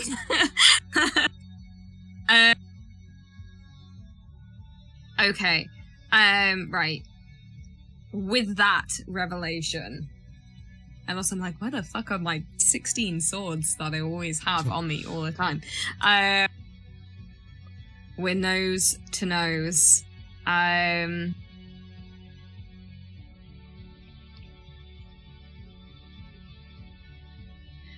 not the I don't know what I want to do. I don't know if it's his mind or my mind. Where's my mom at this point? Behind Asmodeus, so he sort of just moves straight through her. So she's just sat there, like, still blind as fuck. So here's the thing then. I don't know if I'm casting a spell or not. Or if I'm attacking him or not. I don't really know what this is. What would you like to do? I would like to let the light that is inside of Julius get brighter and brighter and brighter to the point where it's enough to burn him. Okay. As you feel yourself just sort of boil within, is this to the point where you're trying to just release sort of this almost like a surge of divine energy? Is that what you're trying to do? I imagine it like as Julius is talking and as he's nose to nose with Asmodeus, and Asmodeus is looking at him, Julius's face is like this weird glitch that's glitching between all of these different versions of himself. There's like an older one in different clothes. There's like a little boy who maybe died young and all of this kind of things. And I just want the like light that kind of has surrounded him since he's realized sort of what he is, but not fully embraced it, to just get brighter and brighter and brighter and brighter and hotter and hotter and hotter, a little bit like getting closer to the sun, and just see what it does. Okay. He wants to hurt Asmodeus at this point. Fantastic. The closest thing I can think of to that kind of mechanic, this is your mind. I would like you to roll 8d6 for me, please, as we'll treat this as a divine fireball. Let's do that. 86. 1, 2, 3, 4, 5, 6, 7, 8. That will be as far as stats go for Asmodeus. Dexterity. Not a very good roll, but still. Dexterity is not one of Asmodeus's main stats. But what I'll say is, you get the sense that this, you brought him in so close, he's just unable to dodge it, and this light just beams out from all your eyes, your sort of the nostrils, sort of everything around you, as this aura just beams straight into his chest. I would say 30 points of what kind of damage would you like it to be? It makes the most sense for it to be radiant. All right. Well, he's vulnerable to radiance, so that's fine. So that's 60 points of damage as it just burns into him as he looks at you deep in the eyes. His eyes just go redder and redder as he tries to take the pain, but you can see him sort of shaking. This has hurt him quite a lot as it's left this cinder mark in him. And he just says, "You'll need to do better than that." It is at this point, Lugus, that you will see it as this bright light flashes in front of you, and in front of you, you will see Asmodeus up onto the face of Julius. Julius just essentially just in these white, almost peasant-like robes as you're in this dark abyss, and you just see Asmodeus just turn slowly towards you, Lugus. What I'll say is, Flopsy, you're heading towards Micah, correct? Yes. Cool. You will see that Micah's just sort of, as you get closer, you can hear him muttering something. He just says, "Must find him. Must find him. Find him. Find him." You see that this man now is very, very weak. No equipment, chained up like a prisoner that's been malnourished for weeks and weeks. What would you like to do? So I'm going to sneak up to him and I'll say, Micah, tell us. Oh, you'll see his head lifts like it's like he's got a ton of bricks on top of his head as he just lifts it up. His eyelid just opens just a crack. "I recognize you. You are Flopsy Soft-Mittens." Yes, but you might also know me as the Raven Queen. You finally remembered. Yes, and I'm here to help. How can I get you out? There is no helping me anymore. You must find him. Find who? Stop Asmodeus. You must find the Chronomancer. Right. Okay, we can do that. We know where we think we know where Ephraim is. Use the beacon. There is enough left in me. You can activate the beacon at any time. I can get you there. Yeah? All right. Well, let me just I'll be back. Okay. I just need to. I just need to find the allies. We've got allies. We managed to get in contact with the four heroes of Faerûn. They're around somewhere. Hugh of the Woods. Is he alive? Very much alive the last time I saw him. Then there is hope. Do what you must. I'll be back in 2 seconds, and then I'm going to run over to where I see the run stealthily towards the place where the five people were. Yeah. So you see them there, just sort of hovering, sort of 5 feet above the in the air, sort of with their arms sort of dangling by the sides of their bodies, with their eyelids flickering. They're looking in the direction of Asmodeus. So they're also in the Mind Palace. Yes. Right. Okay. Interesting. Okay. I'm gonna choose the one that looks the most like Lugus. Okay. Atticus, I guess. And I'm gonna sort of poke him in the chest. As you do, you can feel this sort of very cold but very rigid body, and nothing seems to happen. Okay, I'm gonna think about the times when we've been in a dream state, and when Julius has been in a dream state, and I'm thinking to myself, right, okay, he's hurt me, so I kind of go down and whisper into Atticus's ear, look, we're here, we found you. Do whatever it is that you can to get out of there, right? We've got this, but you need to fight it from your end. You hear no reply. The body does not move in any kind of way. And then I'll say, Lugus is coming. Okay, as you do, and then I'll head back to Talos. As you start to head back to Talos, you see Asmodeus, just as he was 5 foot above the floor, is now 4 foot above the floor. As you see his body twitches just slightly. We will head back on over to Asmodeus, who will strike you once again, Julius. That'll be 32. Will hit. Obviously. Go for a second attack on you. Ooh, this will only be a 25. Only a 25. I still don't think it's enough.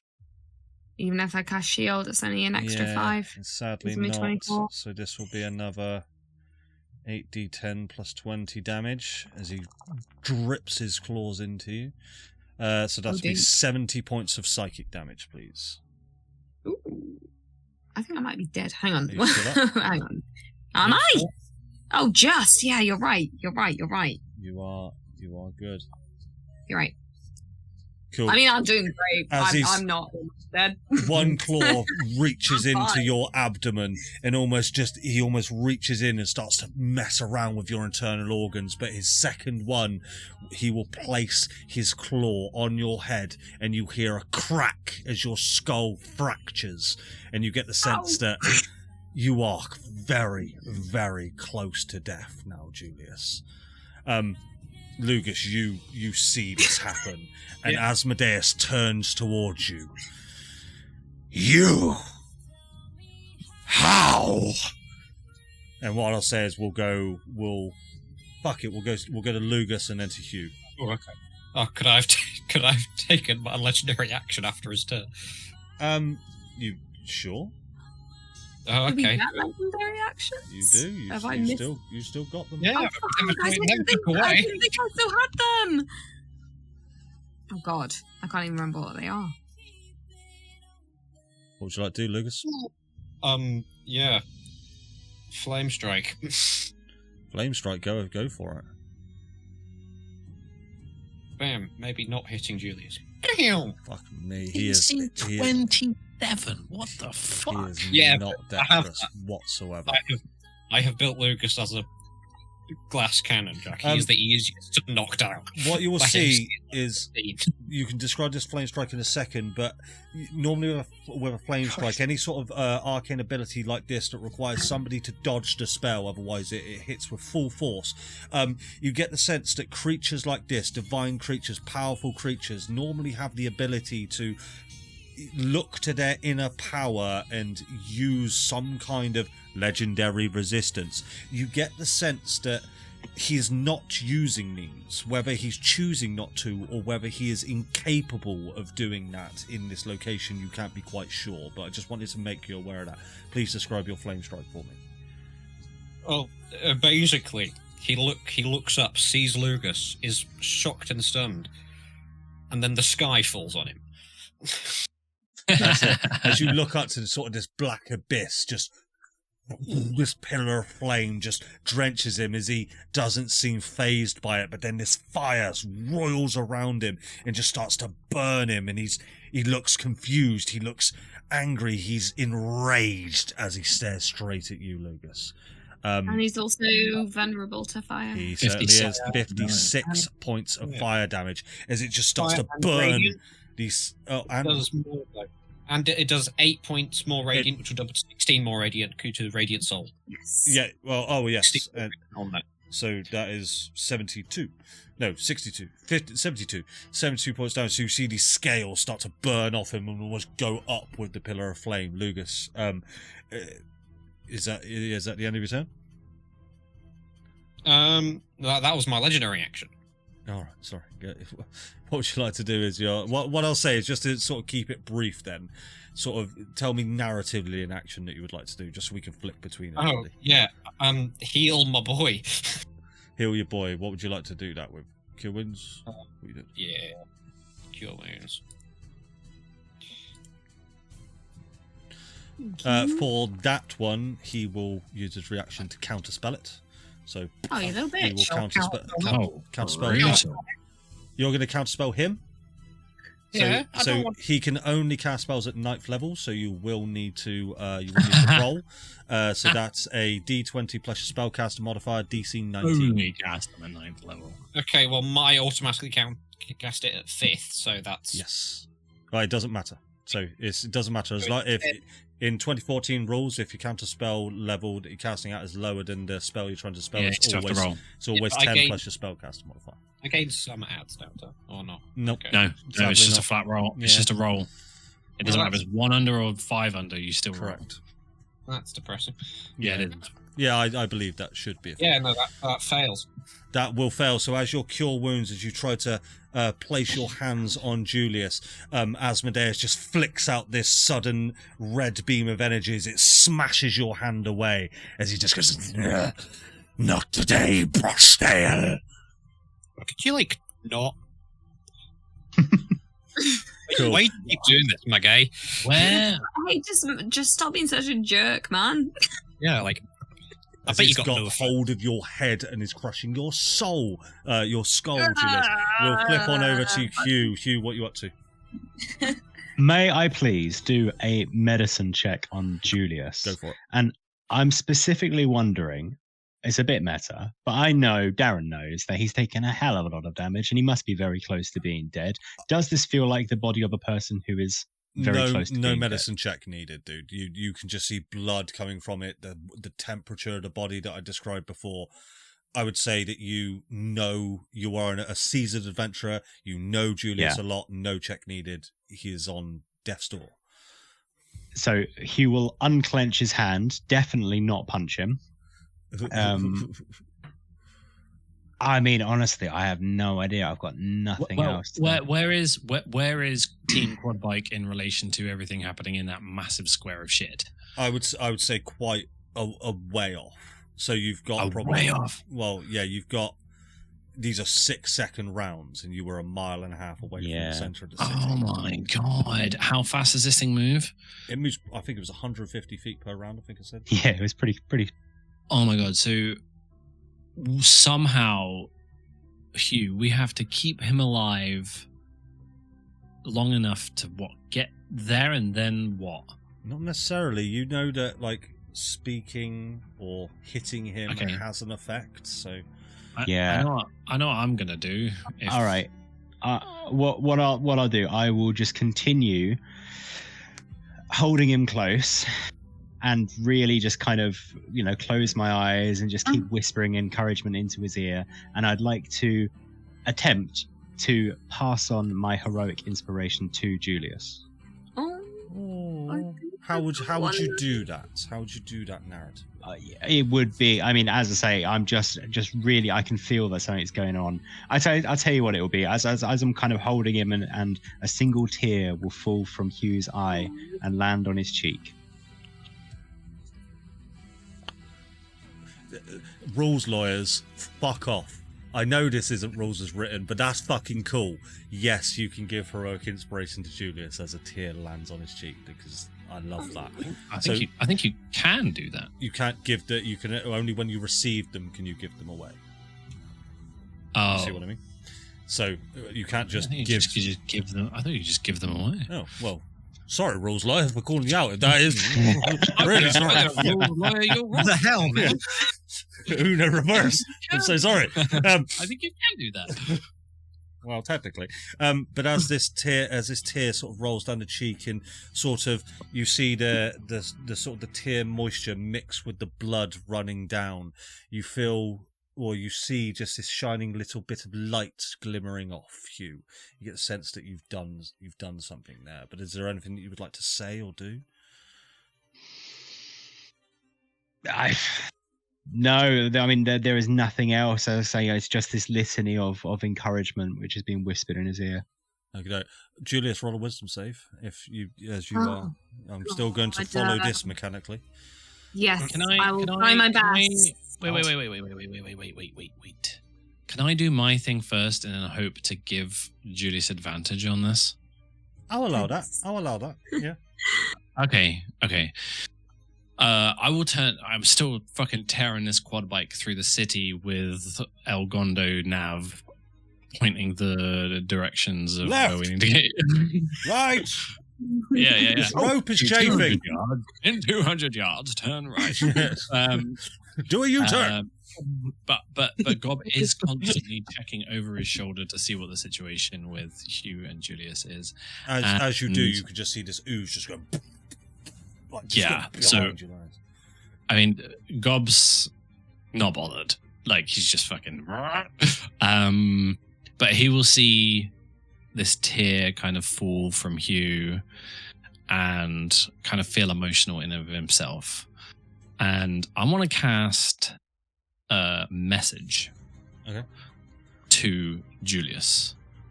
So I'm not just talking out loud, I'm trying to get into Julius's head. And God will say, Julius, look, we don't know each other all that well, but when we all met, I immediately saw you guys as my friends, and you're my only friends. I would do anything for any of you. I've been so happy on the Harmony. Please, fight.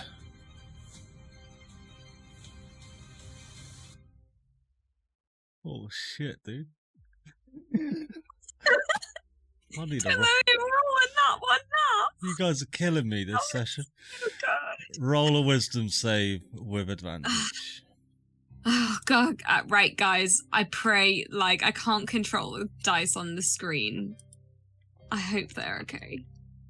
Oh, they're good. Well, they're good for Julius. Oh, dirty. 20. You feel this sense of determination flush around your body as you start to hear these whispers. You start to hear the words that are being muttered by Hugh. You start to hear these words that are muttered by Gob. This image of Lugus, not there physically, but there is almost like an image in your mind appears by your side. And that image of Flopsy comes into your mind as well, as you feel this sense of bond with all of your comrades. But alas, what I'll say is this dark abyss, you see it as you just see this dark abyss start to shimmer and start to tweak in ways that it shouldn't, almost like reality is being distorted around you. The smoke that you're seeing, this fog throughout this void, starts to swirl more rapidly. you get the sense that you're gaining control back of your mind. There was one thing that just came to me, Andy. When I shifted, I didn't really think about the time, but Julius was very close to me at the time. Would he also get the 30? I will allow you to heal 30 hit points, Julius. Oh, thanks. Takes the sting out of the near-death bit, just you, but we'll... but no. I'm still, like, Asmodeus hits hard, man. Like, it's cool. Yeah. Thank you. What I'll say then is let's go back to you, Julius, and then we'll go over to Flops, and then I'll kill you. So, Julius, what would you like to do? You see Lugus, this image of Lugus next to you, almost like this blue spectral tiny rat-off squirrel by your side. Are you giving me permission to use my imagination? It's Dungeons and Dragons, Kate. You've had the permission this entire fucking time. Welcome to your canonical theatre of the mind. Welcome to your brain. It's a scary place to be. Okay. Anywhere it's possible, it's here.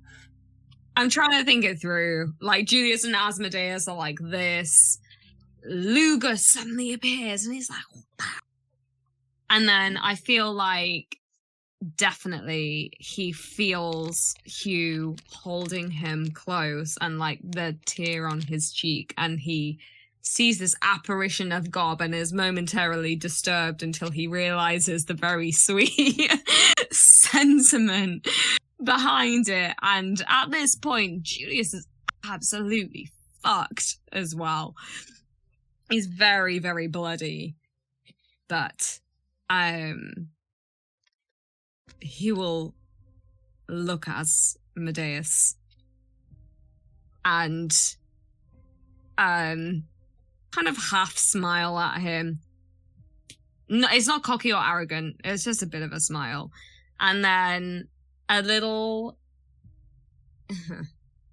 What do I want to happen here? I'm using my imagination.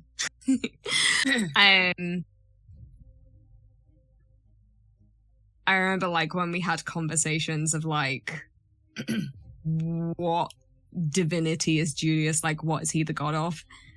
And I feel like next to him, there'll be, like, there'll be, like, a little tiny Julius that's, like, 6 years old. And it will kind of look at Asmodeus. And it will say in a very cute 6-year-old voice, which I can't do. Hello, Maka. Human. 6-year-old talks like a 40-year-old London. Oh my god! Sorry. It's serious, guys. It will say, the strongest thing in the world isn't the thing that breaks. And then another apparition will appear, and it'll be like, I don't know, an old man Julius that actually managed to like curb his habits and live to a ripe old age. And then behind them, like back and back and back and back. But they're not all Juliuses, they're just people. Yeah. And old man Julius will say,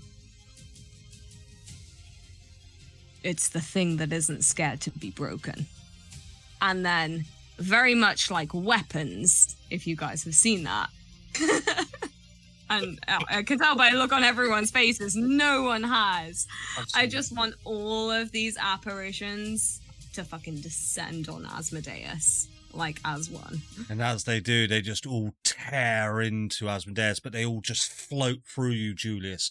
And Lugus as well. So Lugus, you look up and you just see these, what is it, hundreds of Juliuses, or just people as they sort of... I think they're just people. There's a lot of Juliuses in there, but there's also just people. There's like old women, young women, kids, old men. And it's just this flurry of people, Lugus, as you sort of look around as they all just sort of float through you, just from your back into the out through you, and just make their way towards Asmodeus as he starts trying to just claw them off. But you're just sort of in awe, Lugus, as you look around and see this divine magic happening.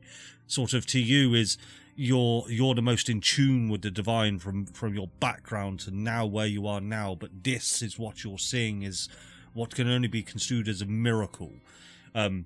What you've all been capable of this entire time is starting to really come into effect. What I'd like you to do is, somebody give me this. What's the base damage of Spirit Guardians?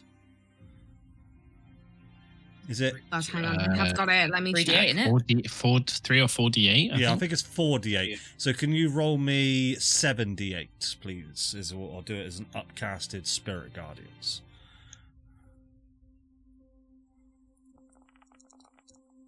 Oh, that's...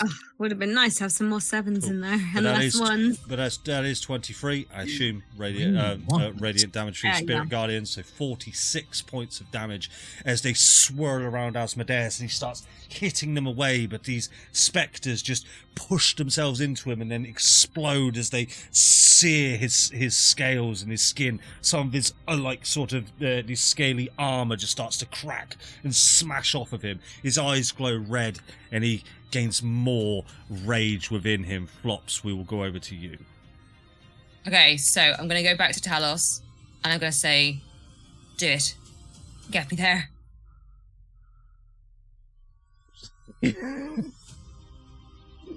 Are you sure you don't want to waste Yeah. your friends? Yes. Get her there. Well, This is. I mean, this is a one-way trip. I can only Trip? open the beacon just a short period of time. but if I can get F from here, he can help, right? You will need to go to him. He is not in his right frame of mind. You will need to free him.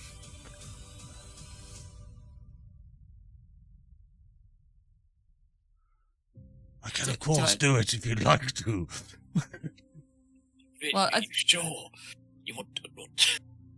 Well, otherwise I'm doing nothing. I can't leave. I can't do anything. So, Fucking You- hit you- it. Isn't Asmodeus right there? yeah. Well, the plan was I don't want to start a fight with him by myself. But Isn't then, he like? No, KO that or he's- would be awful to be fighting. Yeah, him it by would. he's on him.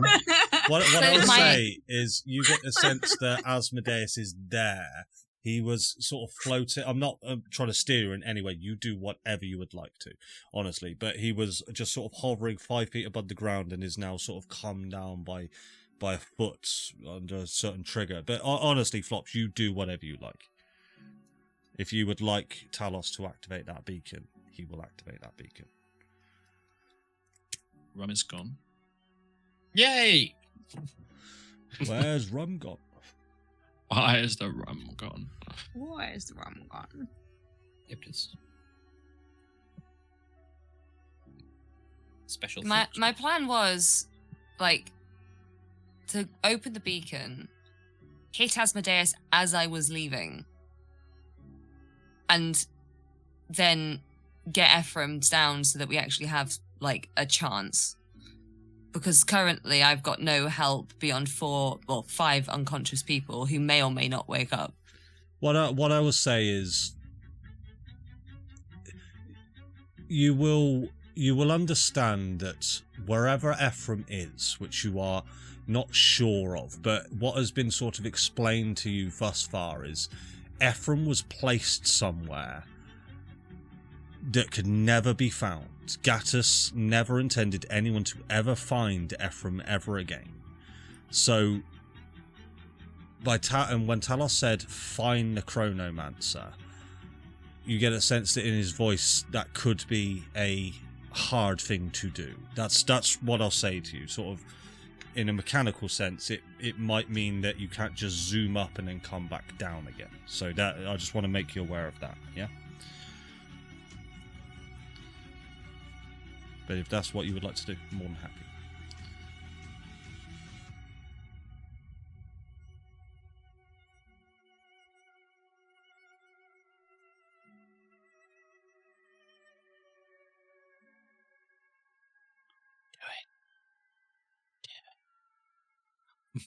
I don't know anymore because everyone's kind of saying that they don't want me to. This is fine, Do but it. Do what you would do. Do what you were going to do. Do it. Do what you were going to do. Don't. Just do what you were going to do. Do it. 100%. It's going to be sick either way. Do what you were going to do. Okay, go. I need to go. The quicker we can get in the bed, the quicker we can stop this. So be it. Do what I can. As you see, Talos starts to clench, his muscles start to rattle these chains on the beacon itself. Now, you've seen this beacon from afar. It's this large sort of arcane beacon that heads straight up to the Divine Lattice as it was boring a hole within the Divine Lattice. It shut off but a few days ago, but you see as Talos strains once again, he sort of almost... this divine energy floats off of him and into this pyramid-like apparatus, which almost the cogs in it start to turn. You see these like almost gyroscopic cog-like instruments start to turn with this divine energy. You start to feel almost like an attunement to this pyramid, Flopsy. Just roll me an Arcana check for me, please.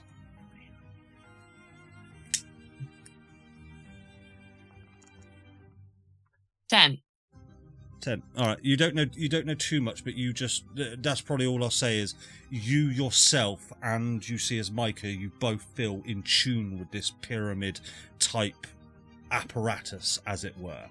And you see his eyes just glow blue as the beacon just ignites. It shoots straight up and sort of hits into the Argon core. And the Argon core above you starts to rumble. It starts to shake. And then the beam burrows through the Argon core, but the core itself stays intact. You almost burrow a hole straight through it, and the beam and the Argon core coalesce within each other as the beam heads straight up towards the Divine Lattice. And you see just tiny little bits of the lattice break off, but the lattice is fully open. And you'll see Talos just go, I can only hold it for so long. Okay, I am going to ready my bow. I'm going to point at the currently floating, slightly unconscious Asmodeus. I want to infuse my voice with Argon, if possible. And I'm going to shout before I leave, Julius, don't you dare fucking die! And then I'm going to throw that Argon into the arrow, if I can. Again, Tell me if I can't. And I'm going to basically shoot Asmodeus just before I go up through the portal thing. Just as you're about to let loose that arrow and sort of scream those words into it, Talos just says, It was an absolute pleasure to have known you. Send my regards to Hugh. He has always been my brother, and always will be. As you lean up and you start to levitate up, not only because of your Raven Queen stature, but also the beacon attuning with your divine self, pulling you up towards the apex of this pyramid into the beacon. And as you just are almost about to be consumed by this beacon, you let loose this arrow. Go ahead and just roll me your normal damage, which I can't even remember what it is these days. Yeah, just roll to hit. It's just damage. You will just hit, so that's fine. But roll to hit first. Well, would it be with advantage because of you don't need to hit. So just roll to hit and it's auto hit. Okay. Unless you rolled that one, which you did. So now roll damage, and I'll add some Argon-y shit to it. Well, so that's 21 points of damage because I still haven't. I've taken the nerf off you. Fucking stupid Foundry. So. Oh, okay. Yeah, that makes more sense. And then sneak attack, I'm presuming as well. Yeah. Go ahead and roll your sneak.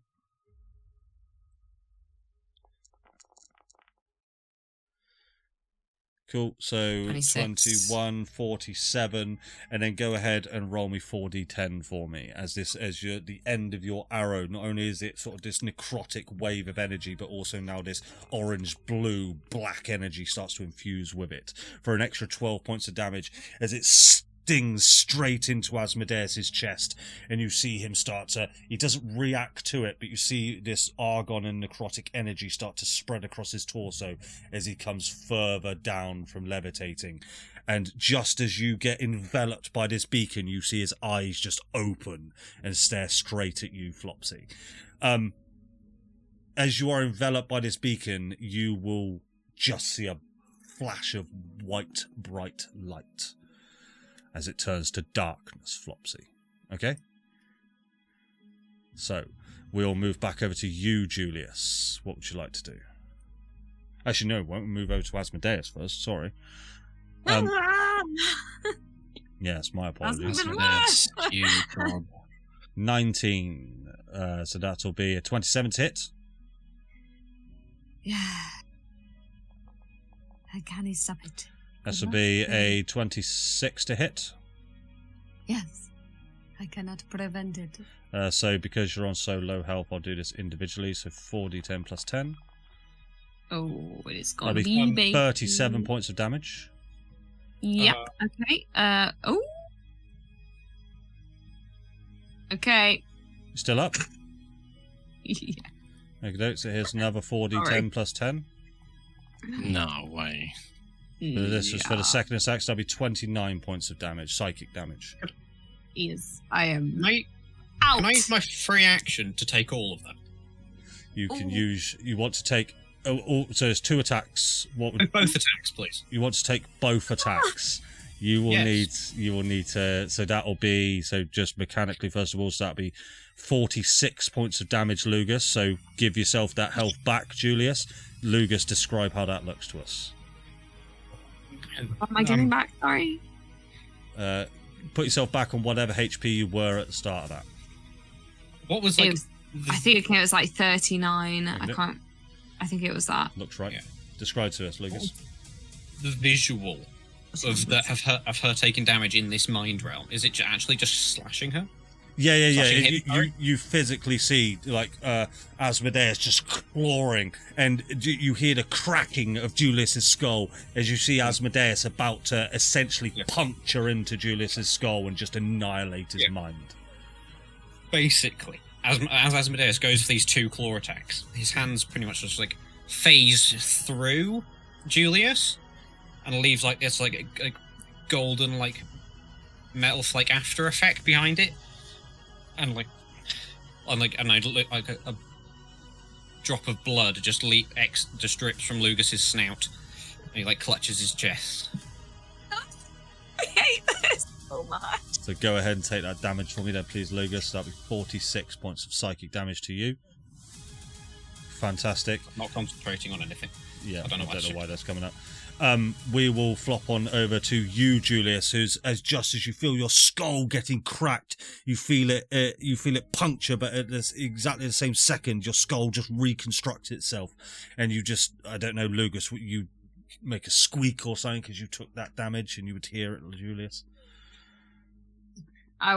Julius's eyes will go over to Lugus again because he already knew, like, clocked that he was here. And they'll kind of like stay there for a second, and and again, using the imagination of Julius, taking a bit of a gamble here. He's gonna say, because and he's pretty like fucked at this point as well.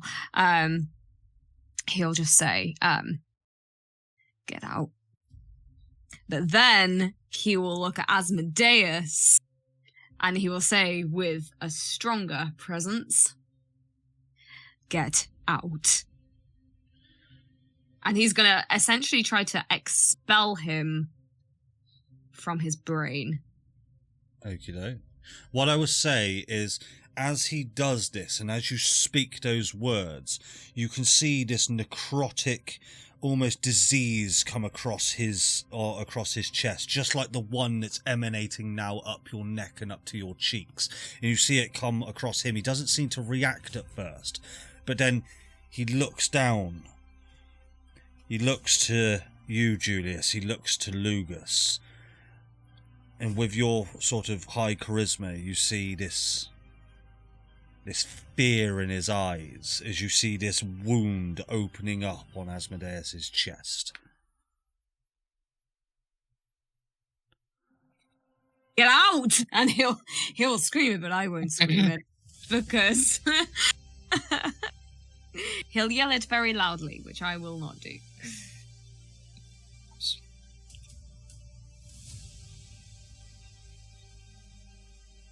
Sorry, what you did? I'm just telling him to fucking go, and I'm trying to ejector-plane him from my brain, please. All right. With an eviction notice. You're just gonna shout at him. All right. I'm gonna do "fuck off, please." Suggestion. In classic Julius Wisdom style, out of my head.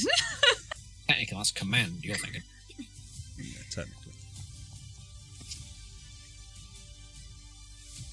27. Tell you what. I'm going to roll it again.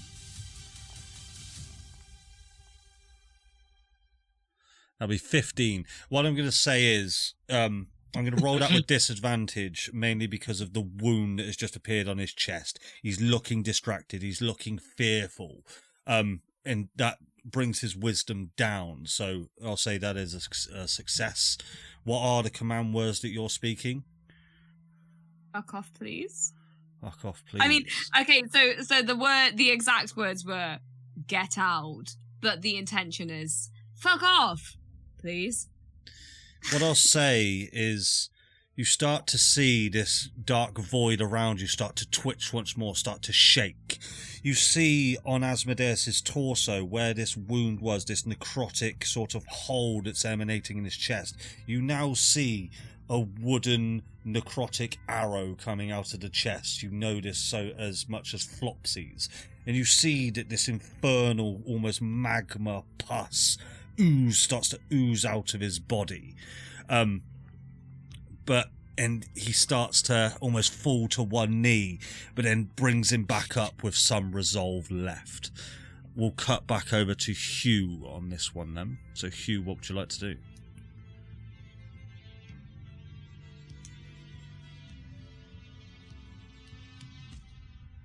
You're on mute there, lad.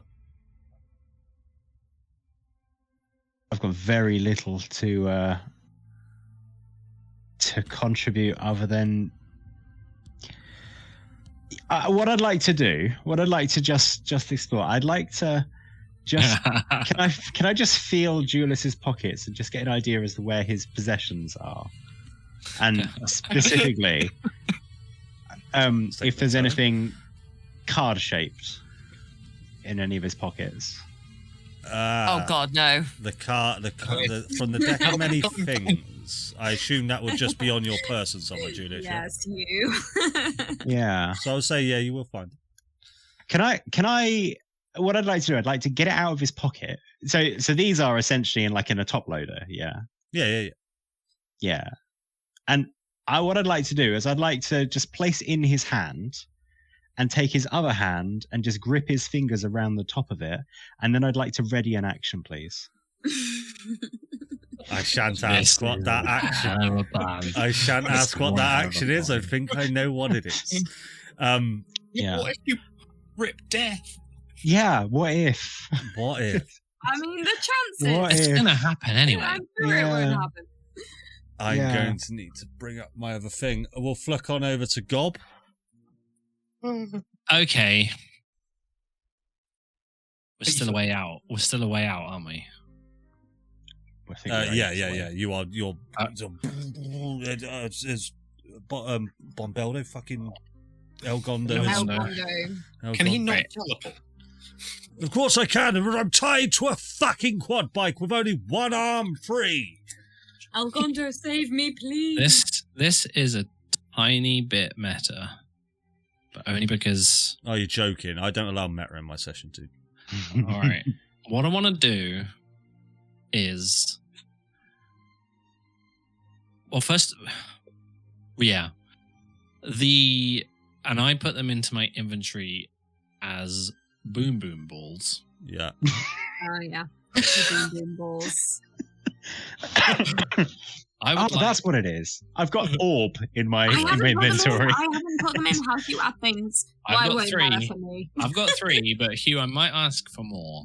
Vicky and Adam, if you don't know what I'm talking about, same thing you've got. Yeah. Yeah. I would like to. So he's going to be riding his fucking quad bike, tearing through alleyways, fucking wall riding shit. Yeah. And he's going to reach into his trousers where everything is stored. And I want to start like jamming the boom balls into different crevices and nooks of the quad. Okay, yeah, you just put it God, behind the engine mount, sort of. Be loads Yeah. of nooks and crannies, sort of ramming them in. Anywhere I can do that. And How I many will do you also. have? I have 3. Okay. But I will also ask you for his, and if it's to the next round, that's fine. No, I want to try and. I want to cram. Okay, so that's 6 because I'm pretty sure Hugh had 6 if he wants to give him to me. As long as she wants to give them to you. I will absolutely give you mine. And I'll also mention, I think I can feel Julius's balls as well. I mean, if there's one way to wake him up, that might be it. give him a tickle. I want to jam. Then in that case, Julius had 3 as well. I want to jam as many as you allow me of the boom balls onto this quad. Basically, as many as you have. Yeah, you can get them all on. There are 9 between us. Yeah, I'll tell you what. So, like, you put 2 in El Gondo's lap. Like, yeah, all of that. Oh, yeah, in fact, actually, what I do is I grab a couple. I grab a couple. I lean forward. Excuse me, mate. Hold on to these, would you? Oh, these are arcane explosion devices. Where did you find these? It's fascinating. Don't lose them.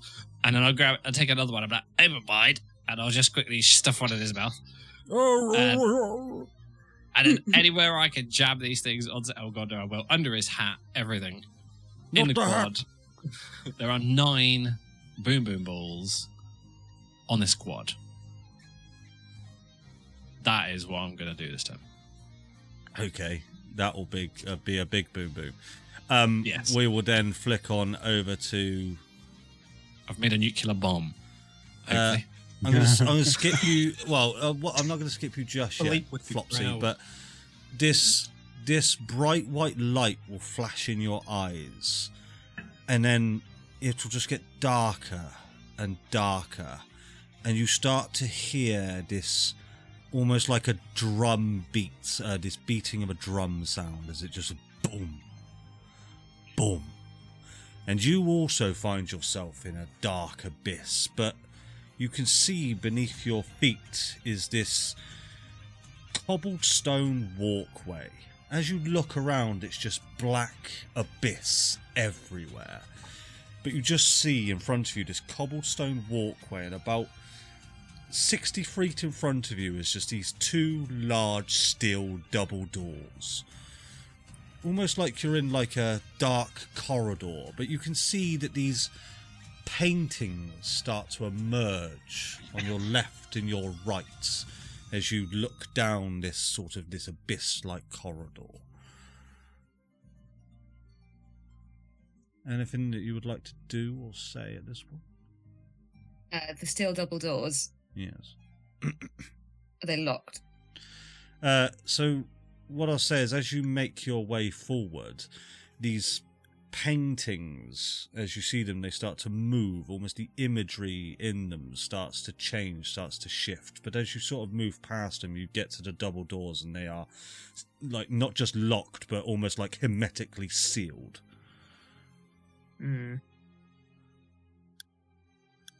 Okay. So is there is there anything arcane about this? Roll me an Arcana check.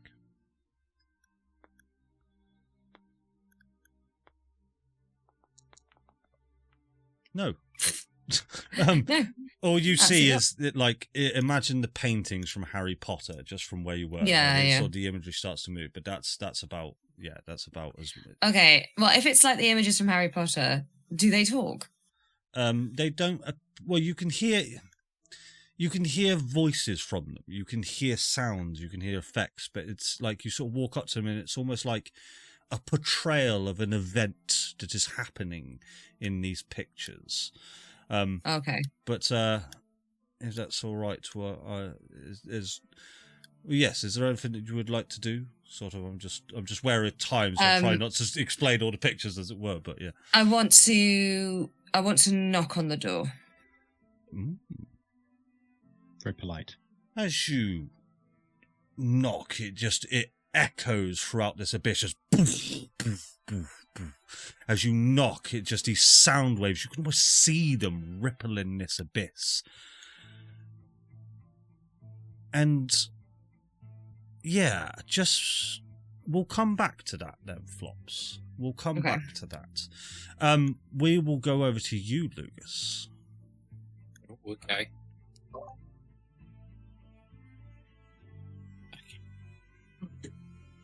Things. Have you let Louis in? Because Dad doesn't seem to know where he is. What's that to do, bud? I mean, there's not much other than just blasting the bastard. Yeah, you get a sense he's taking a fair chunk of damage, but this isn't like damage where I'm trying to. I don't want to tell you how he looks, because it's not that kind of damage that he's been taking. Yeah. That's.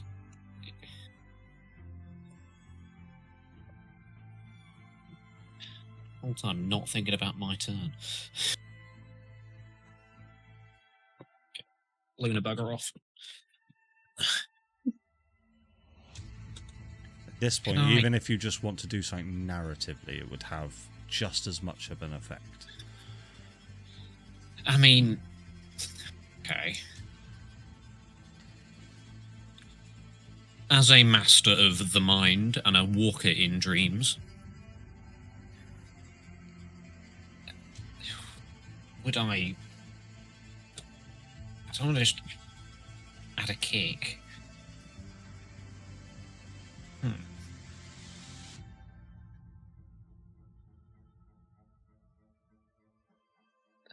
Can I, like, open a gate, like, to consciousness?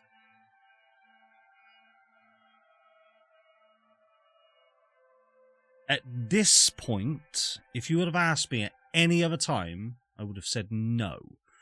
But at this point, I've been keeping track of certain things that have been going on. Roll me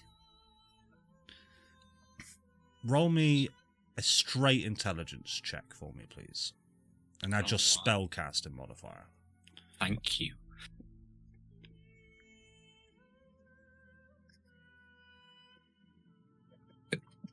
Sneeze.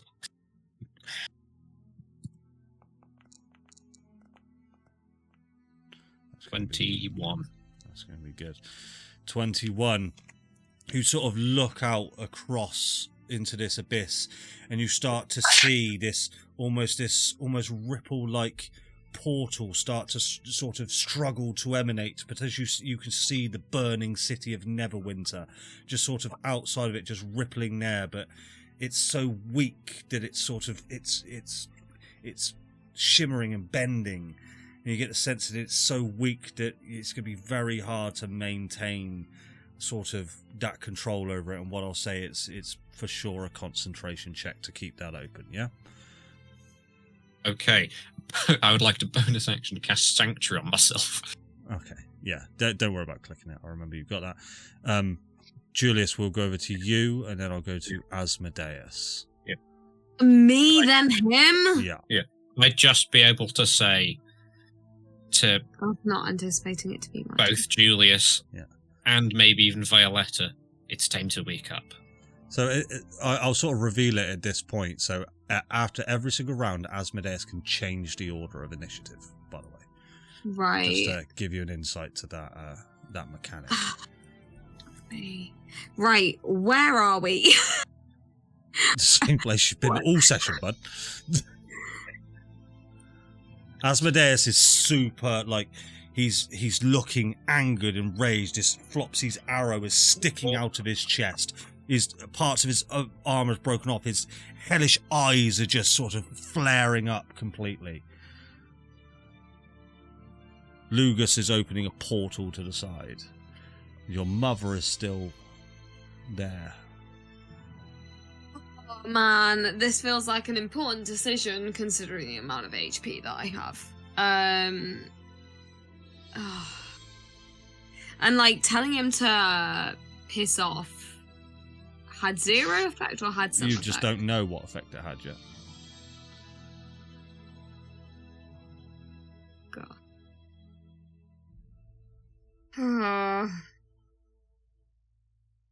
Sorry, excuse me, I'm looking through my spells. I wasn't thinking it was my turn.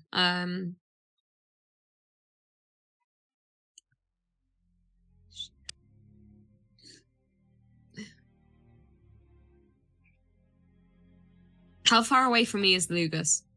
He's right next to you, side by side. How far away from me is my mum? About 30 feet. I'm now going to measure it. And she just sort of sits there, sort of is that blind person sort of reaching out for something to grab onto, but nothing's there. She can't see at all. No. She can't see where the portal is. No. You're in your own mind, right? I'm in my own mind. Well, I don't. Well, at this point we're presuming that we are. So you can make anything you want happen. I want all my fancies to come true. I would like Asmodeus to wear a tutu. Yeah. Okay. I want him Okay. to be a baby. I want him to be our little baby. Oh man, this is so sucky. I've got something I could do that might save myself and Lugus. Do it. Save your mum. I'll cut myself off. But he wouldn't. Nah, he wouldn't leave his mum there. Is the thing. Okay. But So- if it's your mind, is she actually there though? Well, the thing is, so this is the thing, is, so through anything that's happened so far, is he gathering that this is his mind, or that this is Asmodeus's mind? You can roll another. Well, look, at this point, it's fairly obvious. This is, as far as It's my you're mind. concerned, it's your mind because you're able to do a lot of things that shouldn't be possible.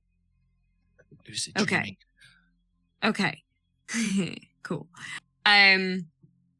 So he will kind of like look at Lugus, look at his mum, who I imagine is like this, Yeah. stumbling around, and look at Lugus again, and will say,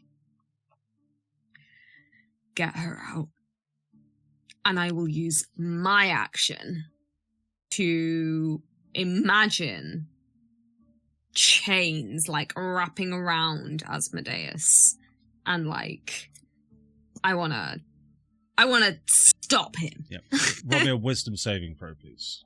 Do so with I'll- advantage at this point. I shall try my best, but obviously wisdom is not a very good thing for me. 15. 15. How good is it? It is the DC, annoyingly. Yeah, These buddy, chains let's just fucking go. come up from the abyss ground and just start to wrap around this body of Asmodeus. This is a pretty large creature. As these chains wrap around him like this, and what I'm going to do is I'm going to go into Asmodeus's turn. As these chains wrap around him and start to almost pull him back, you'll see that he gets very close into your face, Julius, and just says, You know who you are. I am the one who has underestimated you as well. Not to bother, or not to worry even. I can hurt you in many ways more than one. as he will turn and he will try to wrench from these chains and move towards your mother. This is going to be a contested intelligence check. Oh, so dumb. Divine guidance. You can Oh, divine God. guidance this. I'll allow that. We are initiative, okay. but this is cool. What am I rolling? Intelligence. An intelligence plus check. Contested intelligence. Have Plus use what? magic. Plus Yes. what? Plus 10? Plus 8? What's your divine guidance? Oh, it's a D8. A D8 plus 8. Okay. Come on, Julius. Don't fail. Oh, that's good. Oh yeah, I did D8. The same. This is the same. How'd you D8? Problem is, what was the +8 for? The divine guidance. The divine guidance. Yeah, but you just added +8. You didn't roll a d8. Oh, I'm sorry. Yeah, Oh, let me do it again. I'm sorry. Oh, Fucking no. cheating. Right, hang on. Cheating So, shit. I'm sorry, I cheated. You I did- thought I say I'm cheating. Fucking I am cheating. cheating. I'm sorry, I didn't realise. So I can roll it. I'll roll it again, and then I'll add a D8. I'm sorry, that was my bad. Well, just Right, you can keep normal. that roll if you want. It was Wait, what am I doing? Rolling? No, This for is all God's sake, good right? shit. It's intelligence, Roll not wisdom. I'm one sorry. d8. Right. Roll 1d8. 1d8. It's my 1d8. mum. I'm stressed. Okay. But you already can't do it. A 5? So it would have been meets it, beats it if you had a rolled an 8. Sadly, that is a failure. Can use majig. Yeah, you got my heroic inspiration. Roll it again. Come on. Does that mean... So, hang on. So, does that mean I rolled the d20 again? Rolled a d20, yes. Okay, right. But Let's, you still got let's so do it's the that. D20. It's the D20 plus 5. You Plus will 2. so you will need to 18. roll an 18 or higher. On my intelligence, right? He's got plus 7, so he needs to roll. Do this. Come on, Julius. You're a dum-dum, but I believe in you. 16. Come 16 or What do I- higher. on. That'll be a failure. I've got one. Do you want to use mine? As these chains, well, yeah, you could if you wanted to, Lucas. Can I make Asmodeus reroll with mine? Nah, not in No. 2014. Not how that works. No. Not how that But- works. Take it. I don't use mine anyway. Reroll a d20, Julius. God, this is third time lucky. Plus 7. It's going to be 16 or higher. It's not a +7. It is. This, Oh, yeah, every time it's worse. Yeah, sadly not. That's it. Just with these mines, as Asmodeus, such a strong creature, he just starts to stretch these chains as they wrap around him, and he will take one swoop at Violetta and dredge his claws into her. No, I've got no actions or bonus actions, right? It's his turn. I'm just checking that.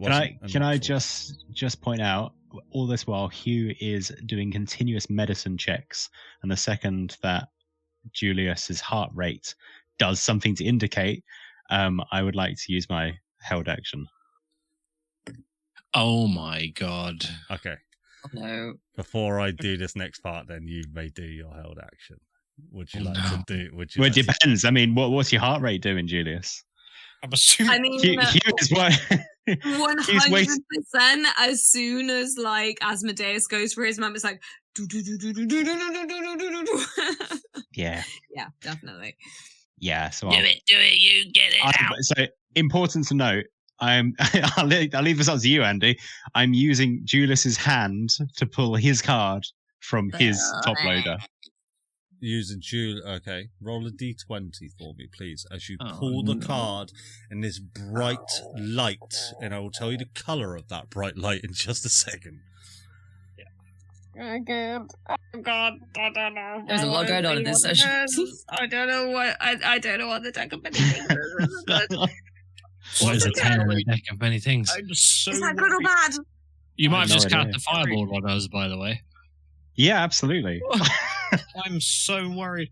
That was, I'm scared. What is that? I'm so confuzzled.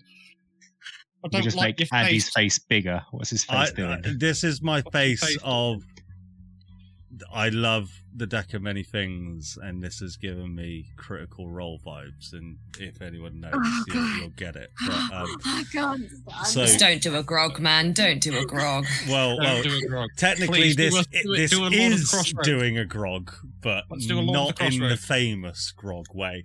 Right, Darren. I'm trying to weave this into a way that helps you. Okay, so it's back on. Oh no. No, it's not bad. It's not bad. It's not good. What I'll say is this first of all. Julius, in front of you, this emanation appears. This knight in fucking shining armor stands tall. Greeting. Amazing. My name is Sir Peterbilt. At your service, sir. I see you've got Asmodeus, the Lord of the Nine Hells. Let me see what I can do. As he just reaches out, grabs hold of Asmodeus and yanks him back. And what I'll say is this bloke just grabs hold of Asmodeus and just pulls him back as Asmodeus tries to swipe at your mother. You'll see that this knight in shining armor stands there. I see that there is a portal out of this fucking hellhole. Excuse the pun. Not even sure that was one. I'd get out now if I were you. Shing, pulls this blade. I'll deal with this fuck. Okay. I'm on the 4th level knight. Yep. So that is how Bertrand Bell was summoned. That is essentially Bertrand Bell. Okay. What else? What I'll say is Really good. yeah. What would you like to We're do? good. I'll give the action to you at this point. He swiped at your mother, but it's what I'll say is this massive cut across her cheek and across her neck. Not a deadly cut, but millimeters off being that deadly cut, as it's just scarred her entire face as she's bleeding Okay. from it. So, like, just help me figure it for a moment. So she's a little bit away. Lucas is next to me. Yes. And I can take an action. And your movement. And my movement. Oh, me, let me just check something. Don't worry about movement speed. Just tell me what you want to do. Well, I'm just checking a spell. What? Blah blah blah blah. You know the spell that I'm checking. Misty Step is 30 feet. No. Yes, Dimension Door? One. But overkill for Dimension Door, you'd probably be alright without it. I'm just trying to think of spells where I can bring people with me. Yeah, look, if you you can get to your mother and you can blip off with a Misty Step or something like that. With like just you just tell me what you want to do, and this is your mind. Okay. In my mind, what would Julius do? Yeah, he would kind of at this point limp away from Asmodeus. And he would go over to his mom and scoop her up if he can, and yeah, fucking. But he doesn't. I don't want to leave Lucas behind as well. Can Lucas get out of this? Yeah, Lucas is right next to the portal. You're all good. Lucas is right there. Okay, then if Lucas is right next to the portal, then he'll blip over with his mum to the portal and just trying to get out. As you scoop up your mother, as injured as you are, you make your way to the portal. Would you like to go through? He'll look at Lucas and say, "Where are you in the initiative?" Don't worry about initiative at this point. But I think it's loose now. Yeah, we're at loose Exactly. initiative at this point. Would Do you you want both to go- like to enter that portal? I think it's fuzzy initiative is what it is. I will just like grab my hand out to Lugus and scoop. He's only small, so scoop him up, and then I would like to all three of us go through the portal. Fantastic. And as you sort of move through the portal, I'll say, Julius, you take your mother first. And as you do, the image of your mother dissipates from within your arms as you just look up, as your eyes open. And Hugh, you see Julius's eyes open and start to cough like this. Lugus, you just as you're about to walk through the portal, you look back and you see Asmodeus with these chains around him as he breaks free from them as Julius moves away and these chains just dissipate. He looks at you and he just screams, "Fucking brush tail!" And I assume you're going through the portal? Yeah. I'd like to look up from being like, I imagine I'm resting on Julius's shoulder, and I just want to be like,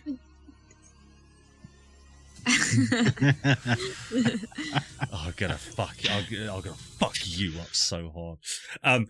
As you go through the portal, you open your eyes. You're back at the wall of fire. In the distance, you can hear this and a sat-nav going, "Turn left at the next junction." Gob and Hugh, Julius is awakened in your arms. This quad bike just as you're running round. Elgondo's telling you which way to go. As you roll through the streets, Hugh is or Julius, or what would you two like to say to each other? I guess. Julius, you're awake. How's your head? Your eyes? You're bleeding through your eyes, and I'll start wiping the blood away from your face. You just feel Julius's hand like tighten, like on whatever bit of that sounded really wrong. Then I was going to say whatever bit that he's holding, probably your fucking back or something. You weird perverts. But you said it. You started it. Yeah. You feel his hand like tighten on it, and then just kind of breathe really deeply. And be like, where's Lugus? Where's This is my mum here. Your mother. No, your mother's on the Harmony. How many fingers? We're on the way to see Lugus. We're trying to find him. As you're being cradled, as you're being cradled by Hugh, you sort of looking up, Julius, and you can see the Harmony airship is struggling in the sky as it's being pulled towards the Argon core. You or the ship. The ship. Oh, and I'll look up. And Gob, the ship. what? Oh, and hurry, faster. It goes as fast as it goes. How far off are we? What I'll say is, as you blitz through the streets now, you can see this ooze just now is springing from sort of the walls, the gravel pavement as you go, and every sort of Faerûnian soldier that this quad bike sort of zooms past, it just grabs one of the soldiers and launches them into, it almost swallows them into the wall. You can see that the devils are now just absolutely overrunning the Faerûnian soldiers and pushing them back further and further as you go deeper and deeper into the city centre. Faerûn is losing this war massively due to this red ooze. It is completely annihilating any of the army in your vicinity. But as you scoot around, you hear a familiar voice, Hugh, as you hear sort of Lucy just there sort of in the middle of the street with her two cleavers out, just going, "Hugh, get in!" As you turn the corner, you see the familiar sight of the Morning Wood Tavern, sort of sat there with broken sort of parts of the building off. As she just kicks the door open, you see next to Lucy is Bingle. Lugus, as you open your eyes from getting out of this mental prison, you can hear the voice of Lugus, but you also voice of Lucy, but you also hear the voice of Magnus Brushtail. And Magnus Brushtail, you see his little craggle legs just running towards the Morningwood Tavern. Yeah, I'll fly over. Cool. So you fly over and Lucy sort of just kicks the door in. Is that where you all want to go, or would you like to... you can see this large flame wall. I'll bring the flame wall back up. So I'll say, Morning Wood's like here. Do you know what I mean? It's just that, like, so Lugus, you're over here. So I'll stay where I am. So what? We're coming around into this madness on the quad. Yeah. Where's Flopsy then? Where does this relate to where Flopsy was? Flopsy went through the flame wall. Oh, okay. To the other side. Yeah. To the other side. Do we see Lugus as we come? Yeah, I would say you see Lugus at this point. I'm quite orange against an orange background, so I'll beeline the quad toward Lugus. All right. So you sort of go past the Morning Wood, and then you make your way to Lugus. What do you guys like to do? Well, so Gob's thinking would. So here's the thing with Gob. He knows, in his mind, the four of these guys are like they are the heroes of this world in his eyes, and he wants more than anything for them to be able to be together and to fucking win this shit. So he's got Julius, he's got Hugh, and he sees Lugus, and he'll just beeline to Lugus so that those three at least can be together, and then he'll think about Flopsy afterwards and how we get to Flopsy. That's Gob's only thing. So you see at this point the red ooze is just springing out of every orifice, grabbing people as you go. You guys are going to have to act fast. What would you like to do? Okay. So as we speed past, if assuming the handlebars are turned away from the Morning Wood, I'm going to grab Gob's shoulder and say, "Get him!" And then I'm going to do a triple backflip off of the quad and land at the near the Morning Wood. To a performance check. This is Can't say that and not make you fail. Do you know what I mean? Yeah, no, absolutely. Performance. Yeah.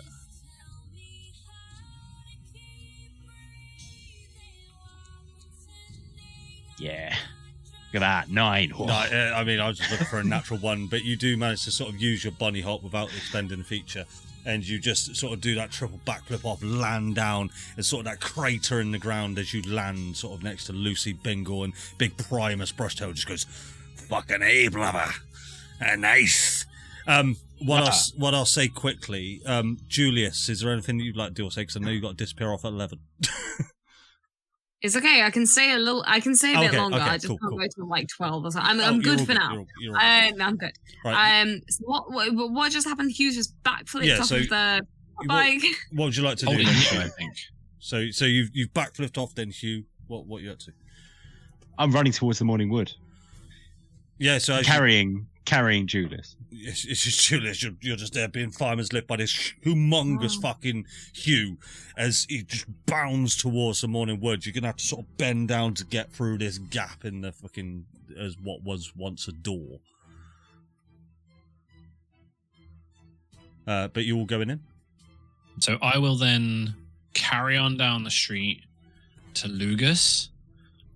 I will Tokyo drift to his. What are you? Are you floating at this point, Lugus? I mean, I was very dramatically floating in front of the firewall and unconscious for some reason. So I will skid up next to you on the quad. So this is the first time you've seen Gob in probably a while, but he spins up on the quad. Where's Flops? She's on the other side. Where's Algondo? Yeah. Hello. Can you let me out? No, you can't. You can't talk. You got a grenade in your mouth. All right. Wait, what was that? It's Julius, okay. Julius, he woke up, but he's been crying a little bit or something. Not sure. Okay. They're at the Morning Wood, which is a funny name. I'll go get Flops, and then we'll be sorted. Flops is on the other side of that, so I don't think she's immediately accessible. We need the others. Oh. Unless you're up for it, I wouldn't do it personally. I'll give it a go. Please, no, please turn around, Gob. Take you to the morning wood. Don't. We can discuss what happens after. I'm not gonna lie. Like I said, Gob's whole thing is making sure you guys are all together. That's his thing. Yeah. If you say Flops is on the other side of this, he thinks he can go and get her and bring her to you, the rest of you. So he's going to drive the nuclear bomb through the wall of fire. That's cute, but like, there's a lot of ignition in that. That you're but riding. there's a hole in it right now, right? No. The hole closed mate, very rapidly. That closed. Like, you're not hearing me struggling. Yeah. Oh. God, but you get me to them, and then we all go through, and then we meet her on that side. I do what you say, mate, to be honest. And I'll just like grab you and pull you up onto the quad. Jesus Christ! Fucking Whoever that is. Hoon it back to the Morningwood. Yeah, you sure? All right. Yeah. Cool. As you hoon it back, sort of, you can see. Well, I'll show you who you see. Are you all entering the Morningwood? Yeah. Yes. You and I are I mean, already inside. what is the entrance to this looking like? Because I'll just drive the quad in. You can drive the quad bike in, so you can just go just drive it in through sort of the broken entrance of this as you make your way into the familiar sight, but everything's broken, the stools there's a bit of fire that Lucy just goes fucking fuck, starts putting it out. You see that Bingle just sort of sits there and this red ooze starts to emanate at the door, and Bingle just goes, not today, as he just starts hacking it and just going, Bingle the Blood Quarter. But you see on the inside of here is a lot of people have sort of taken refuge. You see Lathander sort of at the back, sort of tending to some of the wounded. There's Elgondo. There is one Elgondo there that is missing a hatch. You get the sense that this is Elgondo Prime. You see Jeremy Cash, Mr. Philippe. You see your three brothers, Lugus, as well. Peter, the hammerhead shark, has made an appearance as he's just fucking gurning in the corner where it's just I fucking ain't killed enough. Fuck. Cool. Would you guys like to do or say anything at this point just quickly before I flop on back to Flops? I will roll my eyes in Lathander's general direction. Ugh. You did well Not out here. there, you did. Yeah. just turn my back on him. I'm gonna take my hat off, I think, and I'm just gonna tuck it down my trousers. Oh, come on. We were about to have I was about to do a moment there, Jack, and you. Oh, all right. No. I was like, I mean, look, no, you do. Gob actually has an intelligence of like 19. He will absolutely see Elgondo without his hat and be like, "Oh fuck." Fair enough. He won't clock you. Yeah, he won't clock it. So yeah, you managed to take it off. But yeah, we'll sort of get to this next time, unless anyone else would like to say or do anything. I mean, so has Lugus walked in now? Yeah, I came in with Gob on the quad bike. This fucking quad bike just smashes through this place. Like, and bear in mind, as I said, Gob is on or off.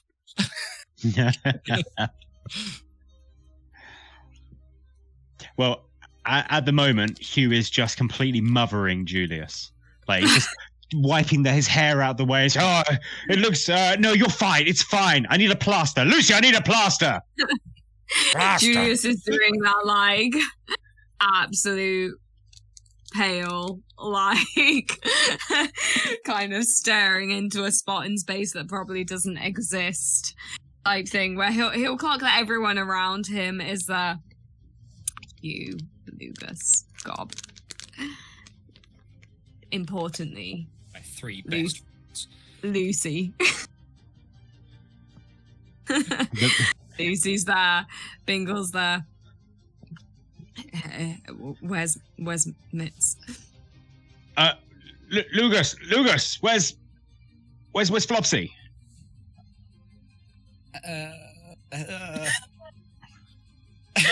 He said she was on the other side of the wall of big flames, is what he said to me. And recruiting the 4 original heroes and saving Talos. On her own.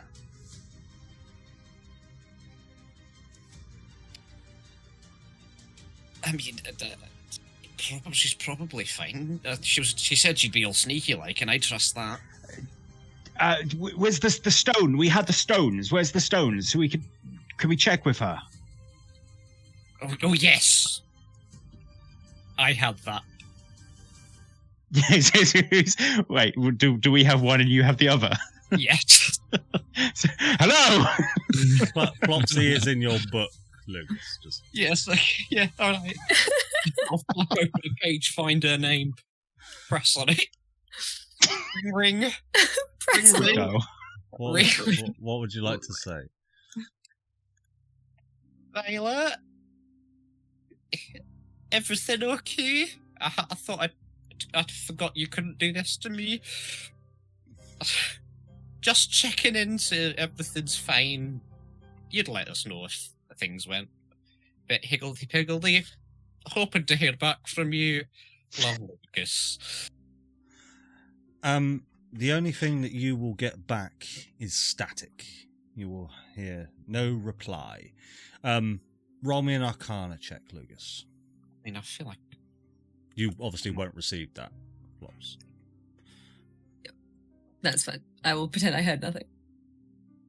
I'll argue Lucas has travelled enough to know.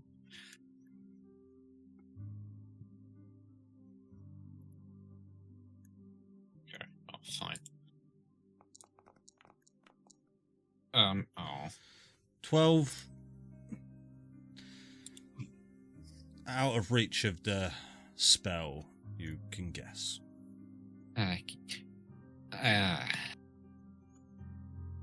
How's that happen? Huh? Where? What'd she say? It failed on me. She's gone extra planar. Why? Or dead. What did? No. Who said that? And stop it. Shut up, God. She's gone extra planar. What did you do? Where did she go? I wouldn't know unless that wall of fire technically means inside there's in the hells. But I doubt. What did you do? Since we were on the ship, we snuck around. We destroyed the anti-magic field. Then we, in doing so, blew up the town hall. And then I let her through. I don't know. And through the fire and the flames. And great song. It's fire in the flames.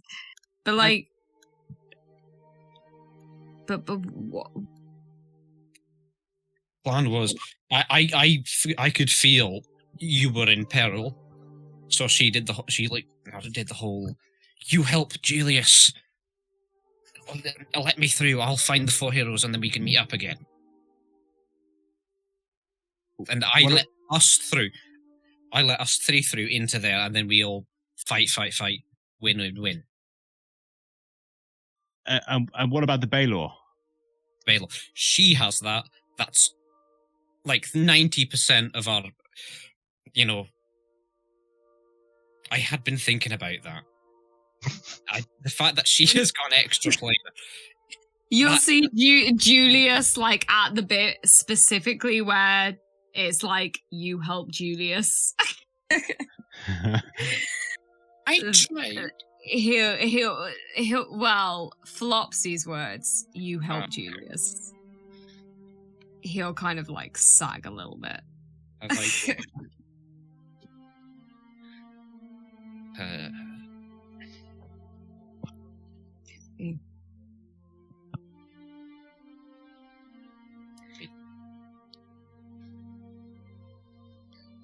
Probably go. It is worth mentioning, sorry, that as you came up to the Morning Wood, you would have seen the pulse of that large beacon. It is unmissable, especially this close to the centre of the city. So it's up to you guys what you do with that information, but I just want to make you aware that you would have seen that pulse of the beacon. Okay, that would have changed. That might have had something to do with it. What was that? There was a big flash. Yes. I don't mean.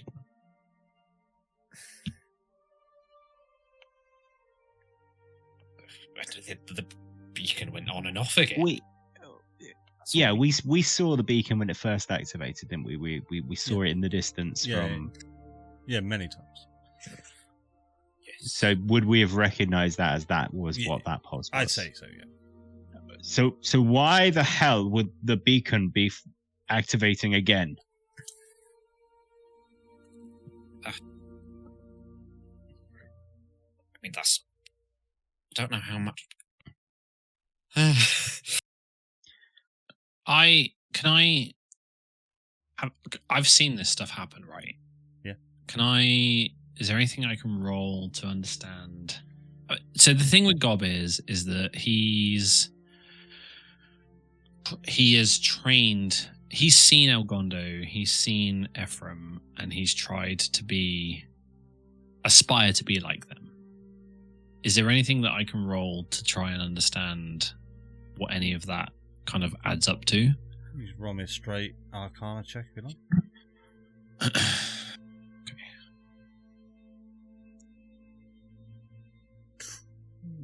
21. 21. 21. I'd say you don't get the whole picture, but the beacon itself is something you've never seen before. No one's ever really seen it before. But in that obfuscation and that omission of detail, it can only really mean one thing. Either it's got something to do with Argon, or it's got something to do with divine, and or both. You know that the beacon was boring into the divine lattice before the divine lattice completely broke.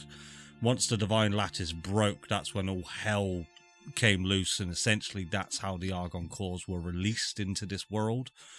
Get a sense that divine lattice was what was protecting the material realm from the upper planes that the gods once put there millennia ago. So, Gob with an unusual demeanor to what people are used to, will kind of like make his way into this conversation, and kind of like, I feel like he like sits down on a table or the bar or whatever it is and just kind of sits cross-legged.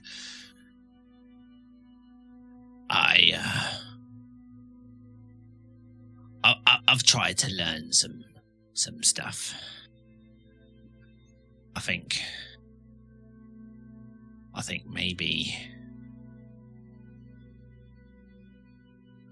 the beacon is broken the divine ladders in a way, you know? And if Flops has gone in there, then she won't be here, is what I understand.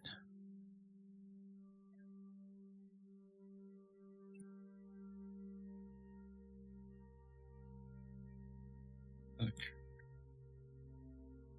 And with that, I think that we will pick up on this conversation next time, because I would like to go on over to Flopsy. That's right, because we are a little bit over time. If you guys are all right with that. Flopsy, as you are in this dark void, almost abyss corridor, with 3 paintings to your left and 3 paintings to your right, all in sort of adjacent to one another. You knock on these big sort of hermetic sealed doors, and it just, the echo rings around, and you hear those chimes, those Argon chimes in your mind sort of ringing out. And you're starting to understand the communication now. You're starting to bond with this Argon, and it's telling you to look closely at those paintings, but you don't hear a reply when you knock on the door. Okay. I will have a look at said paintings. So as you make your way back, you sort of look at them. You get a sense that each painting is kind of like takes you a moment to realize it, but you get the sense that each painting is like a chronological order of events in time. And as you make your way back, because as you can imagine, you went all the way to the far end and you're making your way back to where you were, you're making your way almost back in time as you look at these paintings. And you can see there's one painting where you see the aftermath of the cataclysm. You see the scorching fields, the burning trees, the villages. You see this animated painting move to the grassy knoll where all of the divine beings, including the Raven Queen, were once stood. You see clashing of divine steel across the fields, and Asmodeus just sat there staring on. But as you make your way down the paintings, you see another painting, which is the city of Baldur's Gate, and you see a strange individual carrying sort of these Argon devices on his person, these little goggles. You see another chap by I can't show you. Damn it, Jack's Foundry. Well, Darren, do you want to describe your character that was in Jack's one shot? If you Which remember. one? Oh, yeah. Oh shit. The captain bloke. I've forgotten his name. Oh God, yeah, he is. Oh my goodness, how am I going to describe? He is. I mean, I remember him. I do. I saw. Right. Well, Yeah. Yeah, it's I can't even remember his name. Kate was the Russian mercenary, and Sorry? Yeah, holy shit. That was So- so long. there's one painting that you recall the events of this, like what is currently happening in Baldur's Gate. You look to the left and you see a little bit sort of further on in time that you see a man that is similar to you, Gattus Cross, but he looks different. He looks aged. You've never really quite seen him like this, and he's having a conversation with Ephraim Stoll. This painting's muted. You don't hear any sound from this painting, but you can see just by the face and demeanours that they're having a large argument. And then Gattus Cross brings a spell into his hand, and that just keeps replaying over and over. And as you make your way further down the corridor, these chimes start to get excited almost as you make your way to the fourth out of the sixth painting. You see Baldur's Gate as it once was before there was Argon, a simple city, or the makings of a city. You see large buildings being terraformed from the ground as Argon is almost being introduced to the city, but you can see the remnants of what the city used to be. And through your divine eye, as it were, you can see, like, as this aerial view of the city, you can see the divine gods looking down on the city and almost peering over time. As you make your way sort of down to the fifth painting, these chimes start to get even more excited, and you start to hear the word origins, home. And as they get more and more excited, and you see that one painting is of this deep, dark cave. You see this cave wall, which is these dwarven miners are starting using pickaxes to break open rock until they reveal a large chunk of orange, green, and purple material baked into the stone itself. You then make your way to the sixth painting, and those chimes become ecstatic. They become excited as they just repeat the words home, home. And as you look at the painting, you see something you don't recognize at all. It's like you're staring at a painting of an entirely other world. You see there's a massive sea with tiny islands within this sea, and on these islands are like mega cities. All within the islands you see boats and airships floating across the islands, as it were. You see a large volcano sort of in the middle, a large sort of forest area. And you just hear this word home and origins. And behind you, you hear a voice. Violet Cottontail. The time has come. And as you turn around, you will see the image of Ephraim Stoll. But the Ephraim Stoll that you know, or should I call him Gaffram? And that, well, would you like to say or do anything, Flops? Hello, Gattus. Yes. I knew you were away. It's a shame you're too late.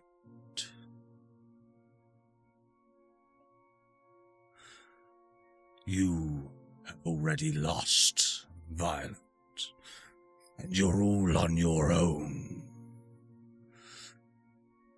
But you are going to help me one last time to end everything.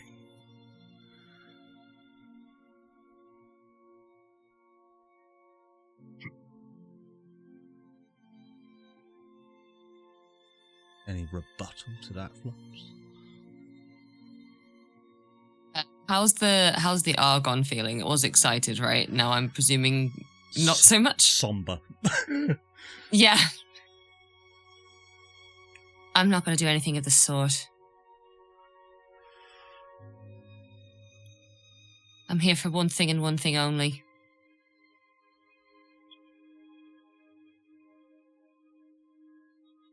The Chronomancer. Yes. Your friend. Or at least the man that would have called you a friend once, before you became mad. You betrayed him. Will find no help with him.